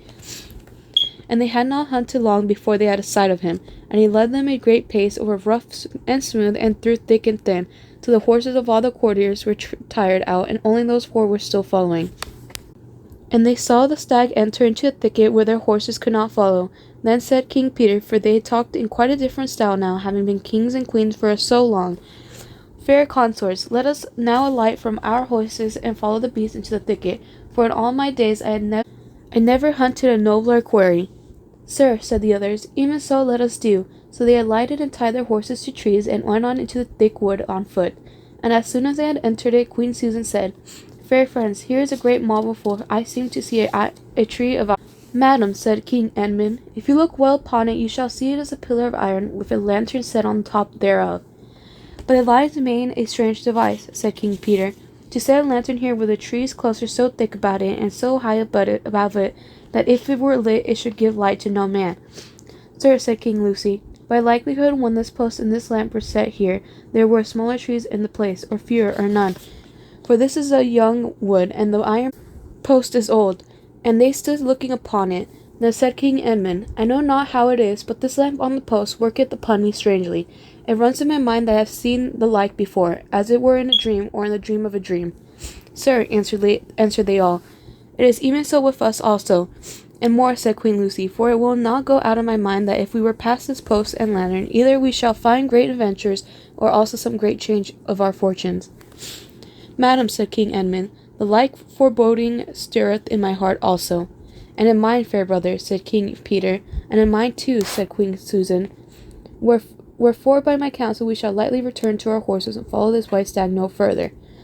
"Madam," said King Peter, "therein I pray thee to have me excused, for never since we four were kings and queens in Narnia have we set our hands to any high matter, as battles, quests, feats of arms, acts of justice, and the like, and then given over, but always what we have taken in hand, the same we have achieved." "Sister," said Queen Lucy, "my royal brother speaks rightly, and it seems to me we should be shamed if for any fearing or foreboding we returned back from following so noble a beast as now we have in chase." "And so say I," said King Edmund, "and I have no such desire to find the signification of this thing that it would not be my good will turn back for the richest jewel in all Narnia and all the islands." "Then in the name of Aslan," said Queen Susan, "if ye will all have it so, let us go on and take the adventure that shall fall to us."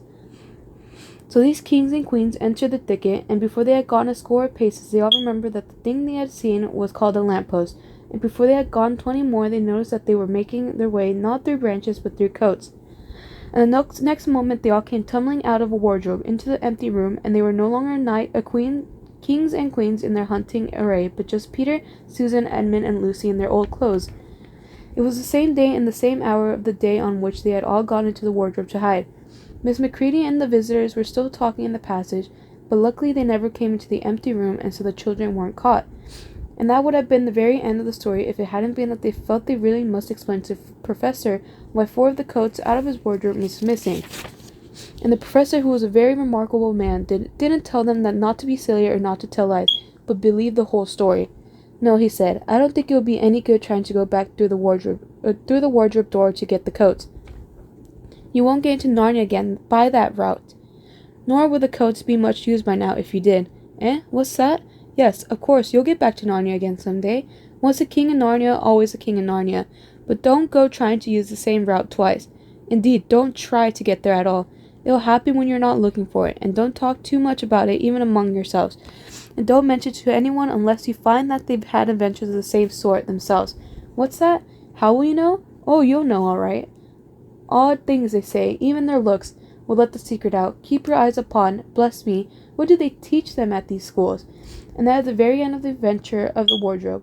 But if the professor was right, it was only the beginning of the adventures of Narnia.